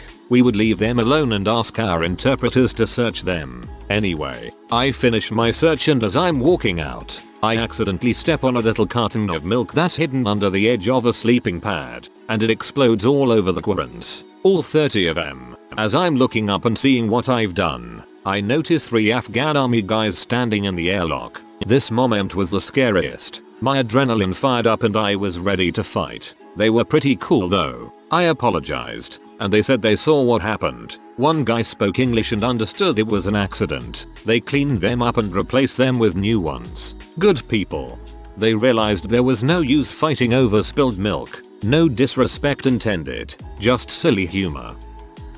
1997 local jail with a very big budget crisis. Jail was on the 4th floor of the courthouse and the chow hall was in the basement. The elevator was junk. It broke down with me and 13 felony inmates. 4 were convicted murderers waiting on a bed to come open at the prison. I was trapped in a very tight space with some very bad people unarmed and alone. They helped me crawl through the escape hatch in the roof of the elevator so I could get help. No escape attempts and no violence. It was scary, but went pretty well considering. That's unexpectedly decent of them. My dad is a prison guard. Well, technically now he works maintenance, but he used to be a legit guard. Anyways, one day he caught someone throwing drugs over the fence, so he hopped in his truck and was driving over. When the guy saw him, he ran into the woods next to the prison. My dad hopped out and ran after him. Eventually, they made it to a clearing, and when my dad caught a glimpse of him, he had his hand on his hip like he was reaching for a gun. My dad wasn't armed, so at this point he was thinking, crap, what am I supposed to do now? So he puts his own hand on his hip and yells at the guy to get down, and my dad pretended to have a gun. The guy freaked and got down. Ends up he was reaching for a phone to get back up. But I think it's funny that my dad pulled a Paul Blart. My mom was a prison guard for 12 years. I actually remember a lot of stories, but I'm pretty sure the scariest day for her was when her boss tried to assign her to be locked in close quarters with a TB infected inmate while she was pregnant with my sister. This was the 90s. I don't know if you can test for that now, but back then you couldn't test the baby until it was born. That was her last day on the job. I don't think working as a CO while pregnant is a good idea. Not me, but my uncle is a retired prison guard. He was at Kingston Penitentiary, which was a maximum security prison in Kingston, Ontario. One of the prisoners in the block he watched over was Paul Bernardo. Any non-Canadians who don't know the name, him and his wife drugged, raped and killed 3 teenagers in the 90s, and were convicted for 2 of them. Also, one was his wife's sister. She got 5 years with a plea bargain and is living under a new name in Quebec. Anyway, Paul always had 6 guards on him whenever he came out for exercise or whatever, because every single prisoner in there wanted to kill him. According to my uncle, just being that close to someone so infamous gave him chills. Used to live in Kingston. That can be a brutal prison sometimes. I have tons of respect for anybody that works there. This is ancient history, but a buddy's father was a guard and got gutted like a fish by an inmate back in the 90s. Something happened while he was transferring said inmate, and he got stuck with said inmate between 2 fail-lock gates. Scary crap. I was working a unit that has an open shower room with 12 showers. These showers are segregated by race. I had to monitor the showers to ensure there are no fights or fricking going on. There were 12 guys in the shower room with dozens waiting their turn. A guy walked in fully clothed to confront another guy in the shower. I notice outside of the shower they were grouping up waiting to see what would happen. There are normally 3-4 officers in the area, so with 20-30 guys fighting it would have been rough until backups arrived. Luckily, a group of about 10 new officers came in being showed the area by a sergeant. I knocked on the shower window to get the 2 guys' attention that were facing off. They looked over and saw the extra 10 guys and separated. What they didn't know was the 10 new officers were still in the academy and would not have been authorized to help break up the fight. The inmates didn't know this. I didn't want to have to break up a bunch of naked dudes fighting. That sounds like a typical day in medium security. At last, my day has come. In lieu of one scariest day, allow me, as a CO in the state of Florida, to tell you all of the scariest incidents to occur to me in the past few years. From the point you're hired until your graduation from the academy, roughly 6-12 months. You are advised to not get into any physical issues with an inmate. This can lead to awkward and dangerous instances when a new person is assigned to work in the close management buildings. On one particular day, I was assigned to assist an officer with escorting CM1, most dangerous, inmates to their rec cages. For whatever reason, the officer I was with neglected to follow standard procedure and have said inmate step backwards out of his cell. The door rolled, and the cuffed inmates bolted between us, ran up the stairs to the second level, and started attempting to remove his cuffs. This inmate, I found out later, had a reputation for enjoying his beating of COs. It took 9 officers to take him down and return him to his cell. Fun fact, the officer I was with attempted to blame the whole thing on me since I didn't run after the inmate. He was shut down when cameras revealed that he, as a certified officer, had also not given chase. Another tale from close management. I was assigned to help move the CM3, still bad but not terrible, inmates to the rec cages. CM3 inmates do not have to be cuffed when they are moved. After pulling 12, we walked them outside, where one produced a shank and began stabbing another in the head. The stabber quickly broke away and returned to his cell. His victim, panicking, grabbed a nearby broom and started swinging it indiscriminately. We managed to subdue him and get him to medical, but not before several close swings. The stabber's shank was never found. Last one. I was assigned to work in the mental health building. In mental health, you have to visually check on the inmates every 15 minutes to make sure they aren't harming themselves or making little figurines out of their poop. I passed one window, peeked inside, and saw no inmate. I leaned closer, but still couldn't see anybody. Just as I was about to radio for backup, the little bastard jumps up from below the window and presses his face to the glass. My co-workers mocked and mimicked my scream for the rest of shift. The shank is yet to be found. I'd be nervous as frickin' there knowing that glorious piece of info. UK prison here. Was only a few days off of leaving and had managed to avoid injury and dangerous situations throughout my time there. Anyway, that day I was working on the segregation unit and we had a rather troublesome individual who had been in there for a week or so. Due to his history of attempting to assault officers and escape his room whenever the door was opened, he was given specific rules that his door should never be opened without 3 officers present. So I'm sitting in the wing office and have the emergency alarm come over my radio. Turns out another officer, who wasn't somehow aware of not opening the door without presence, has opened his door and the inmate has bolted out. So being first on the scene, the inmate has ran straight at me full force as I'm walking through the door, ended up flying kicking the heavy metal door and caught my hand between the frame and door. This then leads to the inmate running around grabbing all sorts of objects such as a mop pole and ends up trying to take my head off with it. Bearing in my mind my hand is pouring out blood, it looked like someone had been stabbed. So anyway, once help turns up, it turns into a standoff for about 8 hours trying to talk the guy down from hurting or killing himself. Not a prison guard, but spent 18 months in Illinois Department of Corrections. There was an older dude that was a major prick, like bad. He hated anyone wearing blues, lived to throw you and seg and do his best to get your good time taken away. He had a scar across his throat. Turns out in the late 80s early 90s a few prisoners in Statesville got out of control, took him and his wife hostage, took turns raping her in front of him, then slit his throat. Both lived. Why did he continue being a guard? Though I was in a minimum security when I knew him. Statistical as a max. I'll never know.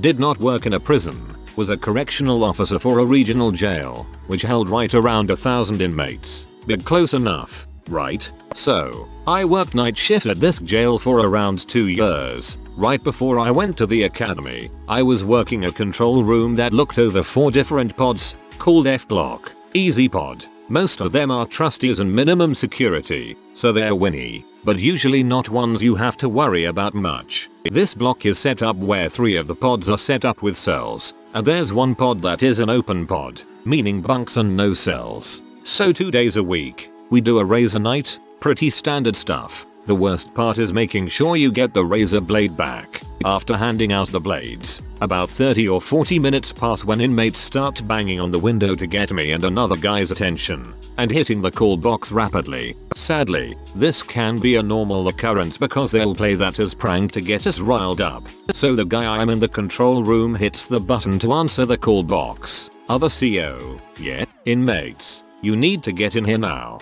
Other CO. Is it an emergency? Inmates. Yes. Please get in here. So since I'm the newest of the two, I get the pleasure of walking into the open pod and seeing what's going on. I walk in and just freeze for a second. There's an inmate laying on his bunk with blood coming from his neck. Self-inflicted. So I call a signal and wait for backup to get there. Soon me and another guy, also hasn't been to the academy yet, rush over there. The inmate is still alive and he is determined to die. He kicks the other CO away and he begins to slash the blade towards us in a threatening manner to tell us to back off. The other CO goes to one side and holds the guy's arms down to his own chest. So the inmate uses this time to just slash his neck even further. About that time, nurses and superiors find their way to the pod, but the nurses can't come anywhere near them because he is still holding a blade. He scratches one CO who is one scene. The guy has hep C. And finally the captain elbows the guy in the vest and gets him to drop the blade.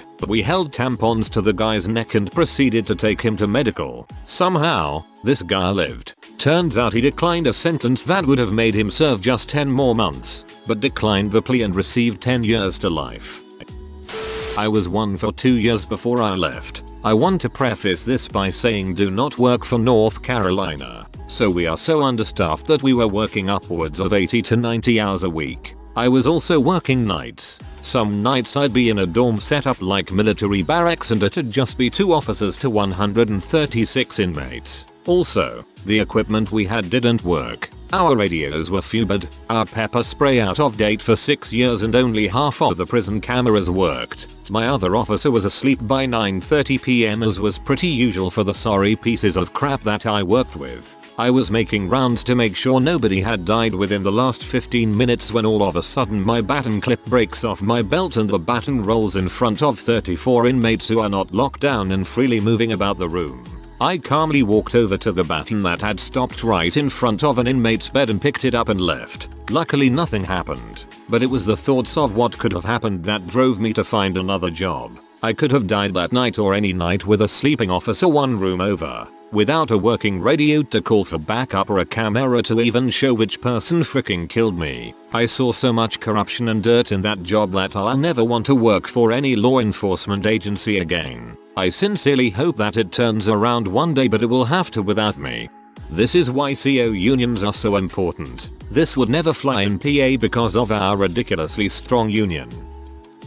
Current CO here. Been working for about 4 years now at a federal joint that will remain unnamed. This happened on my off day, but I was able to watch it on the camera in the control center the next day. One hard-boss older CO who was known to never let an inmate get by with anything and maybe sometimes said a little too much, cursing at inmates, was dealing with an inmate in a housing unit about wearing the right uniform.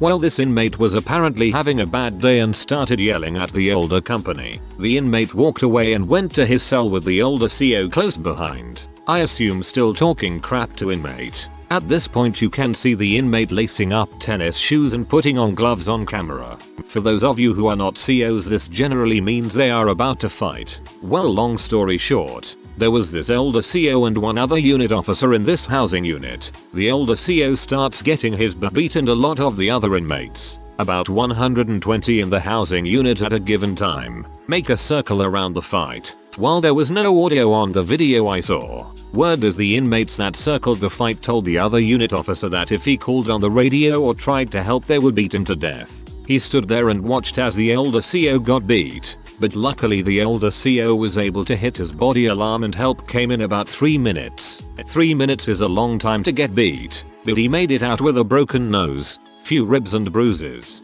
Older CO still works here and still won't back down from any inmate. He is a scrappy fellow. The other unit officer was forced to quit, got fired. Never leave a brother to get his butt beat even if you get yours beat. That could have been very bad if the older CO had not been able to hit his own body alarm and the unit officer was unable to let anyone know what was happening due to being frozen with fear. No one would have known the older CO was being beaten. Honestly, that the physical test to work in a maximum security prison is so simple a child could do it. I watched a 60-year-old/100 lb woman pass it, and 350+ lb woman finish it, as well as many people that couldn't protect themselves from a teenager, let alone a large grown man. And these were the people that I was supposed to trust to watch my back if something bad happened. I must admit, I had the same in my class at basic, and they made it through. CO here was 6 months pregnant and got followed into a cell as I was doing cell checks. The inmate threatened to stab me with a sharpened pencil. I had caught him muscling inmates into giving him free phone calls earlier and gave him a warning. My partner was supposed to watching my back to make sure I was not followed, but he was not one for giving a crap. Luckily, the inmate saw that I had my hand on my radio and he let me continue on my checks. I worked in an open concept unit where the inmates have free roam of the unit and the guard's desk is inside the unit with no protection. A lot of staff get complacent and assume nothing bad will happen. Long story short, I went on sick leave the following week until my maternity leave kicked in. Not worth the risks. GD, I'm glad you're okay. My brother is a CO at Rikers Island, and around fall last year an inmate tried to stab him with a shank he had hidden in his butt. The guy failed, but I don't think the experience was pleasant. A shank hidden in his butt. Been a CO for 6 years. Been through a small riot type situation, an inmate suicide, and a bunch of fights. But the scariest is hearing on the radio or seeing a situation where an officer needs help, especially if you're somewhere where you can't assist.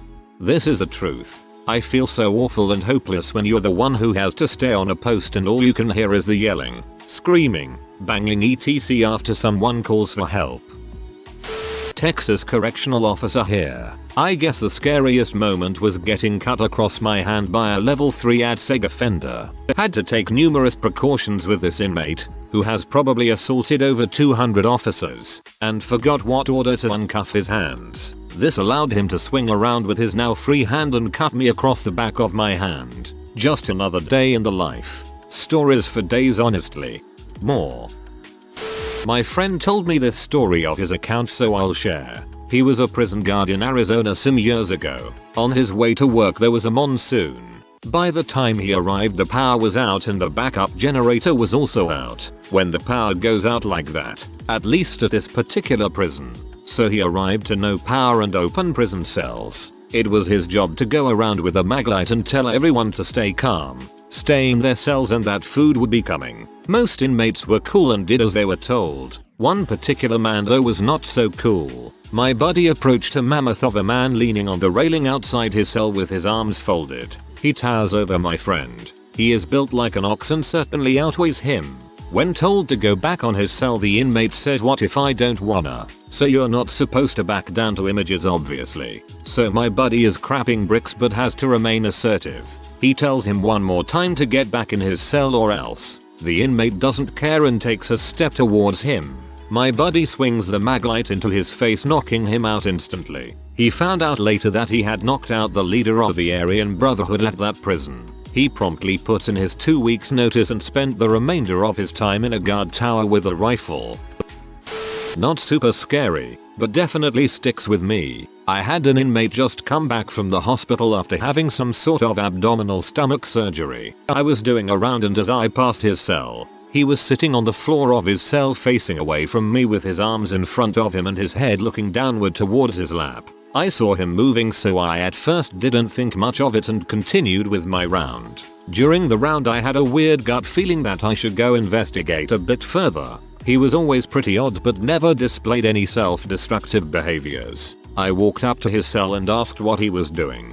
He just said, "Nothing, go away." I had the door opened by the control center and when the door opened it let in enough light into the cell for me to see a bloody handprint on the floor next to him. I directed him to stand up slowly and put his hands behind his back to be cuffed. When he did that I saw both of his hands were literally dripping with blood. I got responders to the area and we pulled him out of his cell where we found his surgical wound was wide open and his innards were visible. We had come to find out that he had pulled his stitches out and had been sticking his hands inside the wood to play with his guts, as he so eloquently put it. Other than that, I've responded to stabbings, rapes, beatings, large-scale gang fights, I've had to forcefully lock down entire pods who were non-compliant with directives to lock down. And even with all of those experiences, the guts guy as my co-workers, and I call him now, definitely stands out.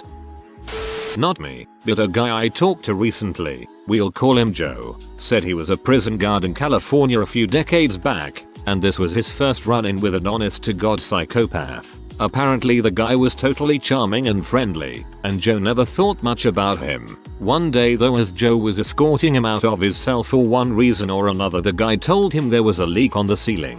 Joe looked up, and next thing he knew the guy had shoved 2 fingers into his eye sockets, hooked him like that, and taken his gun. Joe said it felt like he was held there like that for about an hour, but it was more likely just a couple minutes. The prisoner held the gun to Joe's head, and calm as could be said they'd be walking out the front door. Joe explained that wouldn't be happening. Not because he was particularly against it, he'd do whatever the guy wanted, but because by now they'd definitely been seen on the security cameras. There was probably a sizable contingent waiting for them. Additionally, contrary to what the guy had seen on TV, the other guards would absolutely shoot through Joe to get to him. Joe had in fact signed a waiver stating as much when he took the job. The guy thought about it for a moment, let go of Joe's eyes, and then politely placed his hands behind his back waiting to be cuffed. It didn't bother the guy one bit that his plan had failed, and he had no intention of going through with it once he heard it wouldn't work. He'd just try something else later.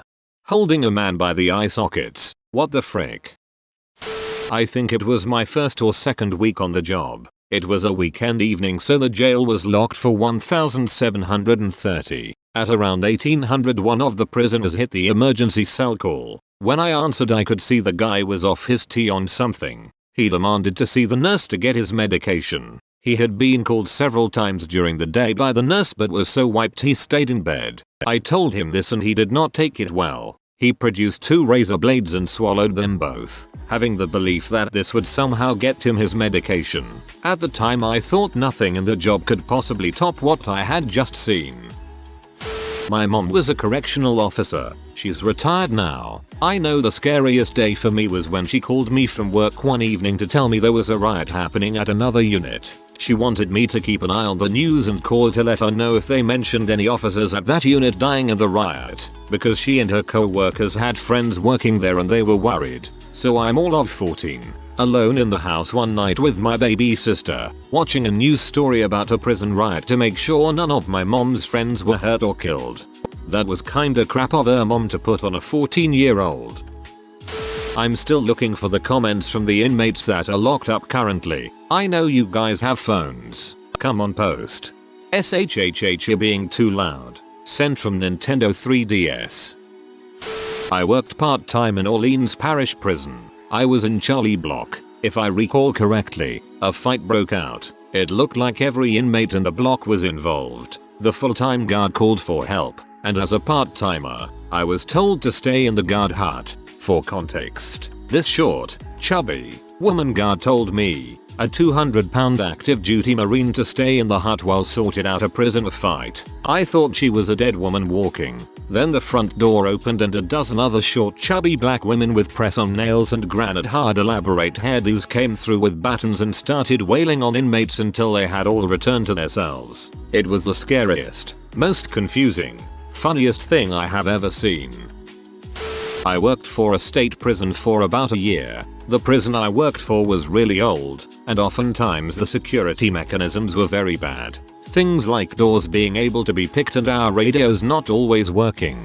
I worked nights, from 6 PM to 6 AM. One night as I was doing one of my security checks, I found an inmate hanging. It was clearly set up as an ambush. When I saw it, I called it on the radio, but a group of inmates surrounded me. I had to call an extra code to say I needed extra assistance, an emergency code. When the group of inmates surrounded me, they were all shouting these chants over and over again. The same chants was one of the creepiest things and probably one of the scariest things I've been through. It didn't take long at all for other officers to get there, but I honestly thought I was gonna get killed. Apparently, it was this new STG that these guys had started. Cult-like almost. They were able to get in the inmates' room because we were unable to lock the doors in the range. I think that moment will never leave me. Sometimes I still have nightmares about it. Ex-prisoners. How does your experience in prison compare to how it is portrayed in the movies? My stay was several months in jail, not prison, but what I found really amusing was that the biggest, baddest dude on my cell block ran a D&D game twice a week. I would have loved to have D&D in jail. Played a lot of Spades and Risk though. Also the first day I got moved to higher security I was at the TV table watching The Breakfast Club and 16 Candles with a bunch of felons. Was hilarious to me.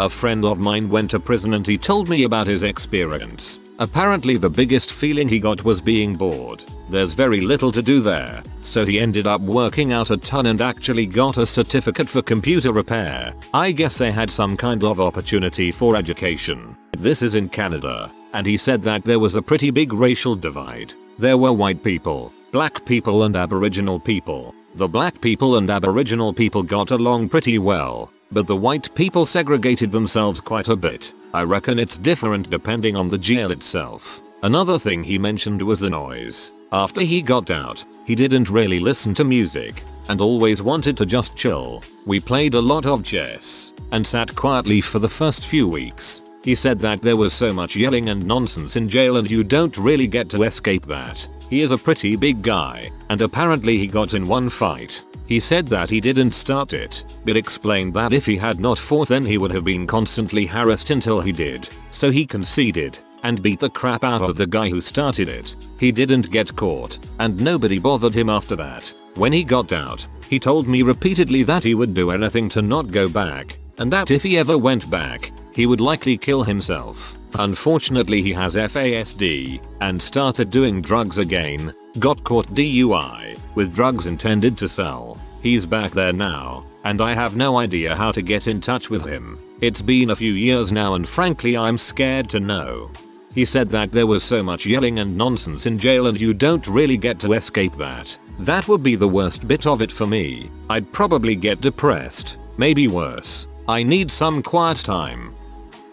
Media gets a lot of procedural aspects of it right, but the atmosphere is decidedly less tense than Hollywood would have you believe. On Christmas morning one year I recall casually walking in the prison yard drinking a mocha and smoking a black and mild cigar. For example, conducting myself largely as I would at any holiday resort with medium security. I saw a dude stabbed to death over a lengthy phone call, but I also saw a bona fide prison wedding that was surreal beyond anything I've seen on film. Mostly though, it's boring as frick and a complete waste of time, money, and human potential. That part of it tends not to jump off the screen, so it's often omitted in artistic works. My brother is currently in prison. He did have one run-in with a gang that made him have one of his family members send money or they would hurt him, but other than that he has been doing well. Got a state certificate for carpentry and HVAC. Also has taken some college courses. It seems that he has been pretty well rehabilitated. He also said that he feels no shame anymore. He said he will probably come home and just crap with the door open with no fricks given. Couple days ago I discovered the After Prison show. A guy does YouTube and tells stories from when he was locked up, 7 years or so. It's brilliant. I started watching him a couple weeks ago. Really interesting stories. Kinda childish or treated humor, but interesting nonetheless. I already commented briefly but would like to expand. I spent 3 years in the federal prison system in the United States as a 20 years old, white, college-educated female with no prior history with law enforcement. Though my crime was drug-related and non-violent, it was technically classified as a violent crime, so I was placed in a medium security facility where I was exposed to far more high-level drug dealers, murderers, and terrorists. As a pre-trial federal inmate I also spent over a year at various New England county jails, so I got a pretty broad survey of the system in both the Northeast and the Deep South. I got to fly Con Air a few times as well. The thing that affected me most deeply was what I learned about people. While many of the inmates were people society had basically dismissed as human garbage, I would say 90% were good people who were placed in poor circumstances and made poor choices. I believe in personal responsibility. However, I gained a great deal of compassion for the women I ended up knowing who had been thrown away for years, their kids growing up without them, because they got involved with drugs or a bad boyfriend. Most of them had experienced a lot of trauma in their lives and just didn't have the resources to cope in a more pro-social way. Though women are often catty, in general people respected and supported each other. I very rarely felt unsafe, even as the anomaly that I was. I stood up for myself, but in one instance where I was being harassed and threatened, the old heads in my unit, long-term respected inmates, intervened on my behalf without my asking. My first night in prison I was terrified until a bunch of people came to ask me if I needed anything. A snack, some sweats to borrow, hygiene products. The worst people in many cases were the guards. Most were just people trying to do their jobs, but for many an environment of complete power with limited, if any, oversight brought out some seriously sadistic behavior. The actions I saw and experienced from correctional staff will stay with me forever. Imagine a situation where you can be strip searched because the officer feels like it. They make you spread your butt cheeks and squat for them.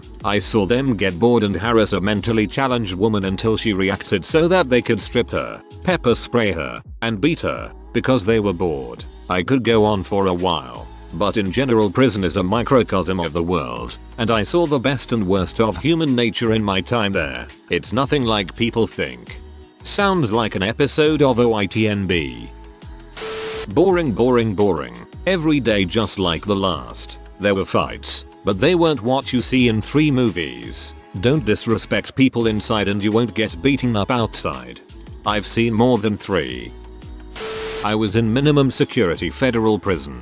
I was convicted of possession with intent to distribute methamphetamine. It went federal because we crossed some state lines and had imported a ridiculous amount of M into the state. It was my fiance that was selling. I only got charged because I went to one controlled buy with him. They had nothing else on me. Prison was far less scary than everyone tells you. The worst part is the petty bulls. It's juvenile arguments and things that would never matter on the outside are a big deal inside. The best example I have is I almost got into a fist fight over a dryer. The bee kept opening it to see if my clothes were dry. They weren't, and it was taking longer because she kept opening it. It's that kind of crap that gets sold. The weirdest thing to me was that almost all of the women had prison moms. It was an older woman that would look out for their daughter. My bunkmate was 50 and had a mom that was 65. I was 19 and didn't have one, which was mind-blowing for some of the other women.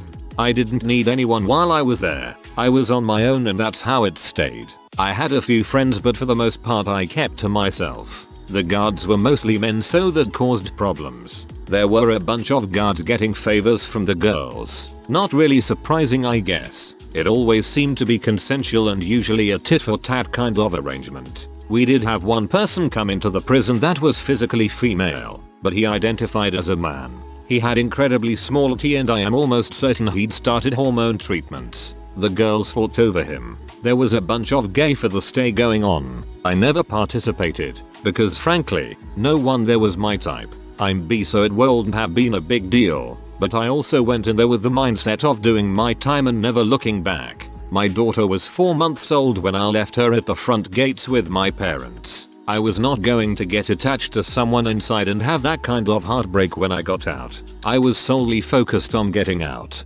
staying clean, and making a better life for her. I've been sober for 12 years now. Feel free to ask any questions. I'll answer pretty much anything. Congrats on your sobriety. That's an amazing achievement. Here in Brazil we are currently experiencing a big crisis in the prisonal system. There are riots happening in prisons across the country every day. Rival groups inside the prisons have declared war against each other and there's been hundreds of deaths already, mostly by decapitation. Lots of prisoners have escaped as well. It's been heck. The prisonal system in Brazil is really fricked up. All prisons are hugely overcrowded. The cells are in the worst condition possible. People are just thrown there, like garbage. Just yesterday I saw on the news, a prison where there's no prison bars in the cells for quite some time now. It reminds me of that sauna from Prison Break. And the majority of the population couldn't care less, and actually wish these people were gone. When I read in this post that being in some prisons in the US is just boring, I think I was actually, in a way, happy for you. It's really sad.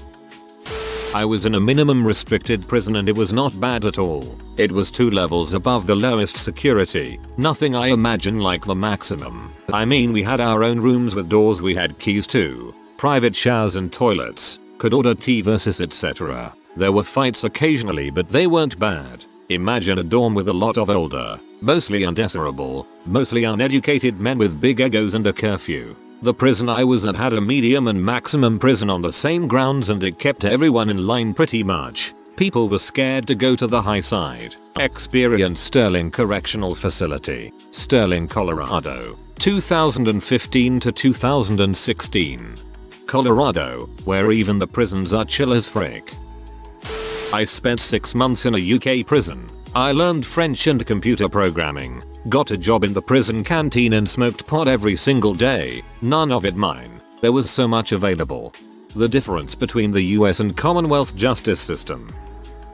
Spent 48 hours in an Alabama jail. There was a clear hierarchy. Big tough black dude jumped everyone in the shower line, controlled the single TV, etc. It gave my allotted cigarette to said black man, because I don't smoke. Not because I'm a B, I'm also a B. So he never bothered me but he harassed the other new guys constantly. He made them make his bed and balls like that. There was an 18-year there who looked like he was 12. Another inmate stole his property, mostly snacks, and threw them in the showers. When the kid went to retrieve them he was beaten to a pulp. I honestly thought he died. A third inmate spoke up about the beating and was immediately confronted by a fourth and took a nice beating as well. Not too bad though. It was a stressful place. There was some silver lining of sorts. However, the guy who took a beating for speaking up about the kid in the showers was called over by the guy who beat him. He explained that he meant nothing by it and that he was sorry. He said that he was trying to teach him some prison etiquette and county to mind his own business so when he left, presumably to state prison, he would have an easier time. He had his arm around him almost like a father would. He even gave the guy his jelly packet. Huge deal. At breakfast the next morning as a kind gesture. In my short stay my impression was this: these were decent humans who were put in a stressful situation. They understood that they were all in it together and would help each other out. There was an odd sense of community. The guy who took a beating was called over by the guy who beat him. He even gave the guy his jelly packet as a kind gesture. Nothing kind about it. That's how you get inside someone's head. Classic brute force manipulation tactic. Went to juvie, got to watch movies and the food was pretty good. Found out that rumors sometimes get smaller through word of mouth, and had sports outside every day, so it was kinda fun. Not me but what my older sister told me. She said if she cried her cellmates told her to stop so she wasn't marked weak by the other prisoners. That's oddly sweet. Friend told me about his time in county jail. I hope I never end up in one. Guys getting out of line and getting beat by an entire group of inmates happened a few times when he was there. Pressing the button to alert the guards would put you on the beatdown list. So one night after witnessing a brutal beatdown he listened to a guy struggle to breath while gurgling and choking on his own blood and occasionally calling for help and did nothing about it. Guys smarting off to the guards sometimes got taken to the barber shop. Hinted wasn't where people got haircuts, and would return a half hour later bruised and bloodied. On at least one occasion he saw someone who hadn't done anything other than be too tall and confident looking grab the attention of a guard who ordered him on the ground and shouted for him to stop resisting. The dude spread eagle and said I'm not resisting, but it was too late. He was tased and dragged out and returned a while later with the crap beat out of him. There were several people he met that were in jail on some petty charges originally who had been there for a couple years due to the fact that they acquired an assault while in jail. Sometimes this was due to essentially what most people might consider self-defense. But when two inmates fight, if you manage to hurt the other guy, they still charge you, then threaten a long sentence so you'll plead out rather than argue your side. Also, guys taken to the barber shop who got a good swing at one of the officers would get a court date for an assault charge and get 6 months added to their sentence. My friend was in for destruction of property and was terrified he would end up forced into a fight with another prisoner or get targeted by a guard and become one of these long-term people. Did I mention that while trying to manage all this, he was off his meds for the first few weeks because the people in charge literally don't care about your mental illness and just think you are making excuses for yourself when you bring it up? He filled out a grievance form and the person he handed it to tossed it straight into the trash right in front of him and sarcastically asked, "Now that you are done with that, are you ready to go back to the cell and shut up?"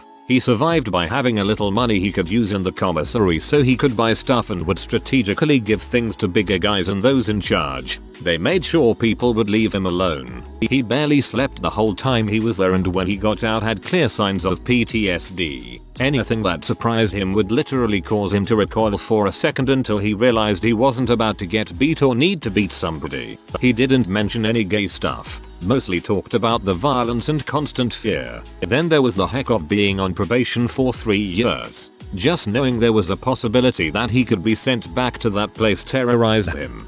US criminal justice system working as intended, I guess.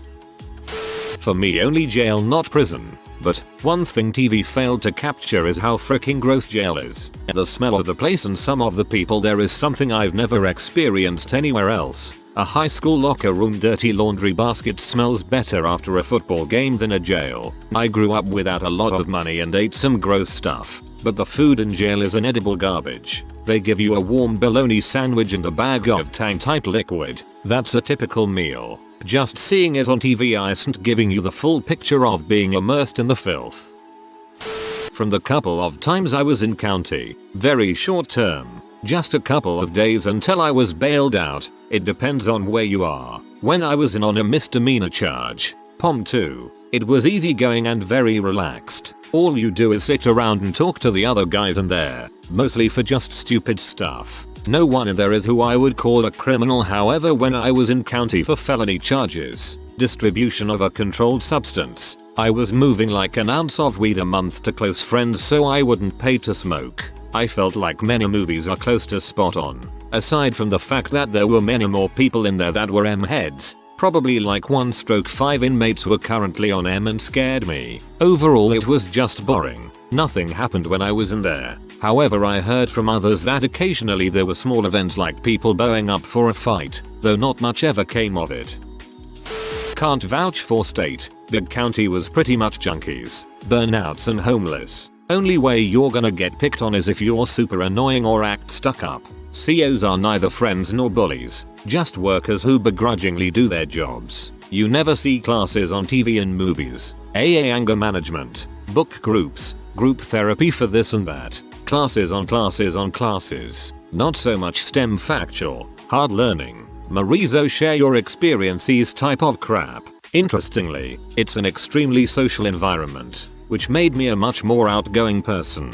Hard to explain, but you don't have a phone to stare at type on and you're all in jail. So you have something in common and did something to get there. So you have something to talk about with everyone. As long as you act kinda miserable, hold some level of empathy and don't say anything outright offensive, you can talk to anyone within earshot about a whole bunch of nothing. My brother is serving 6 years because of drug trafficking. I visited him once and everyone is giving me a piece of paper with numbers in it, begging me to call their relatives. Had to pay 1,500 pesos $34 initiation fee, so he won't get beat up inside. They also have a partner system or cabo. I asked them there, the cell leader, what is cabo, and he told me you can give your partner money to work for you, do his laundry, run errands, wash dishes, etc. In return you have to feed him and at least give him something. If you want to go inside the cell block you have to pay 150 pesos $3. The may have tons of rules. Cigarette is 4x the amount inside. My brother is also assigned for night watch duty. He need to stay awake all night to look for anything suspicious, especially for inmates who are trying to kill inmates who are sleeping. Sometimes the mayor wakes up in the middle of the night to check my brother if he's doing his job. And if you fail doing your job they have a huge thick plastic whistling paddle, minimum of 10 hits on the buttocks. Once you go inside, inmates are not allowed to stare at you, no touching or contact with other inmates etc. Prison is crazy. They all look nice and welcoming, but when I check those inmates' profile 90% of them are murderers and rapists, and I don't know why my brother is in that cell block. Way far compared to your typical prison movies. The worst thing about prison was the Dementors. They were flying all over the place and they were scary, and then they'd come down and they'd suck the soul out of your body and it hurt. Hey Prison Mike.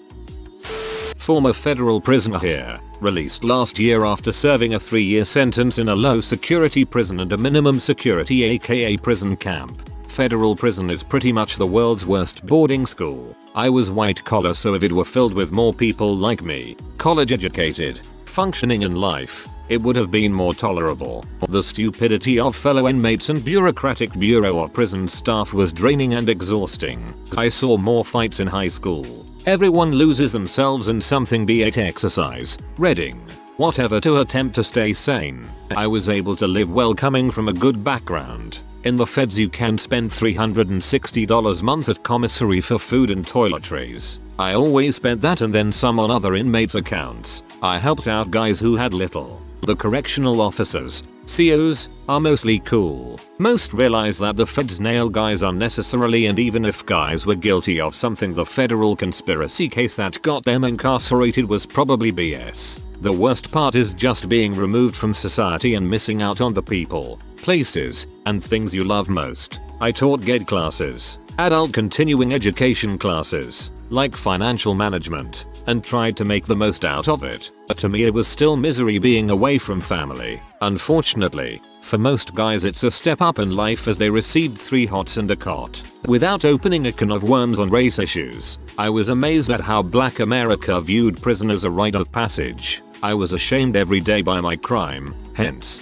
throwaway user id, whereas for them it was something to be proud of, embrace, and just hanging out with their homies from their neighborhood. They didn't really lose any sleep being away from their kids and have nothing to look forward to upon release. There is nothing correctional about a federal correctional institution, and I would swear my family's life that if 99% of the people were released early from federal lows and camps, it would have no adverse effect on society at large. It's a complete waste of taxpayer money.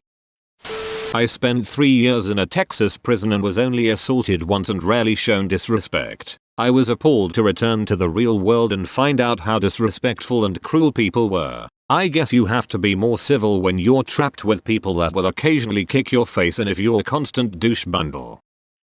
I'm not an inmate or directly affiliated with the prison system, plus I'm late, but from what I'm seeing here my perspective is unique, so maybe some will find it interesting. I work as a seasonal wildland firefighter for the Department of Natural Resources in a state that utilizes inmate work camps for labor. Up to 10-man crews led by a single supervisor, employed by the DNR, serve as forest crews, doing forestry maintenance, pre-commercial thinning, planting, etc. Additionally, when fire season rolls around, the crews are utilized as hand crews for local and out-of-region fires within the state. Primarily, my experience with the inmates occurs on fires. I recently interviewed for a crew supervisor position, but unfortunately didn't get the job. In my experience, they are great to work with. You have to be somewhat cautious as they're always doing their best to trick you out of tobacco products, etc. But they're generally nice guys who love to bulls,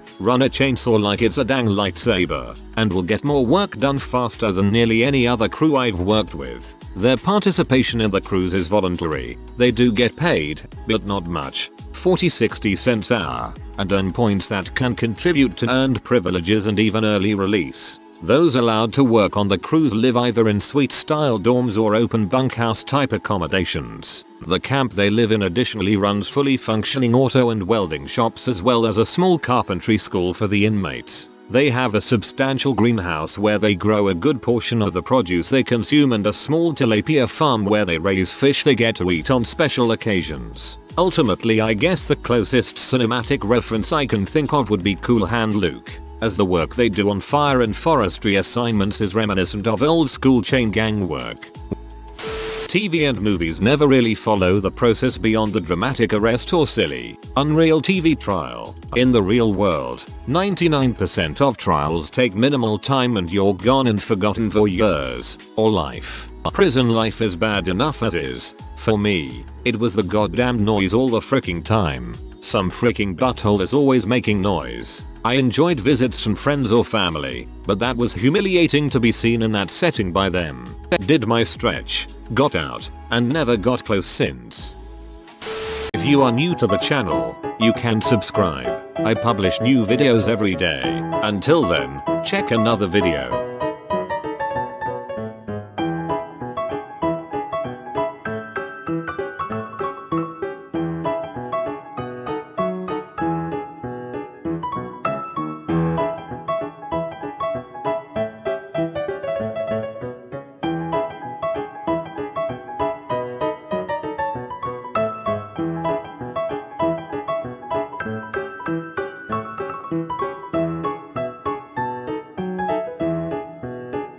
Bye for now.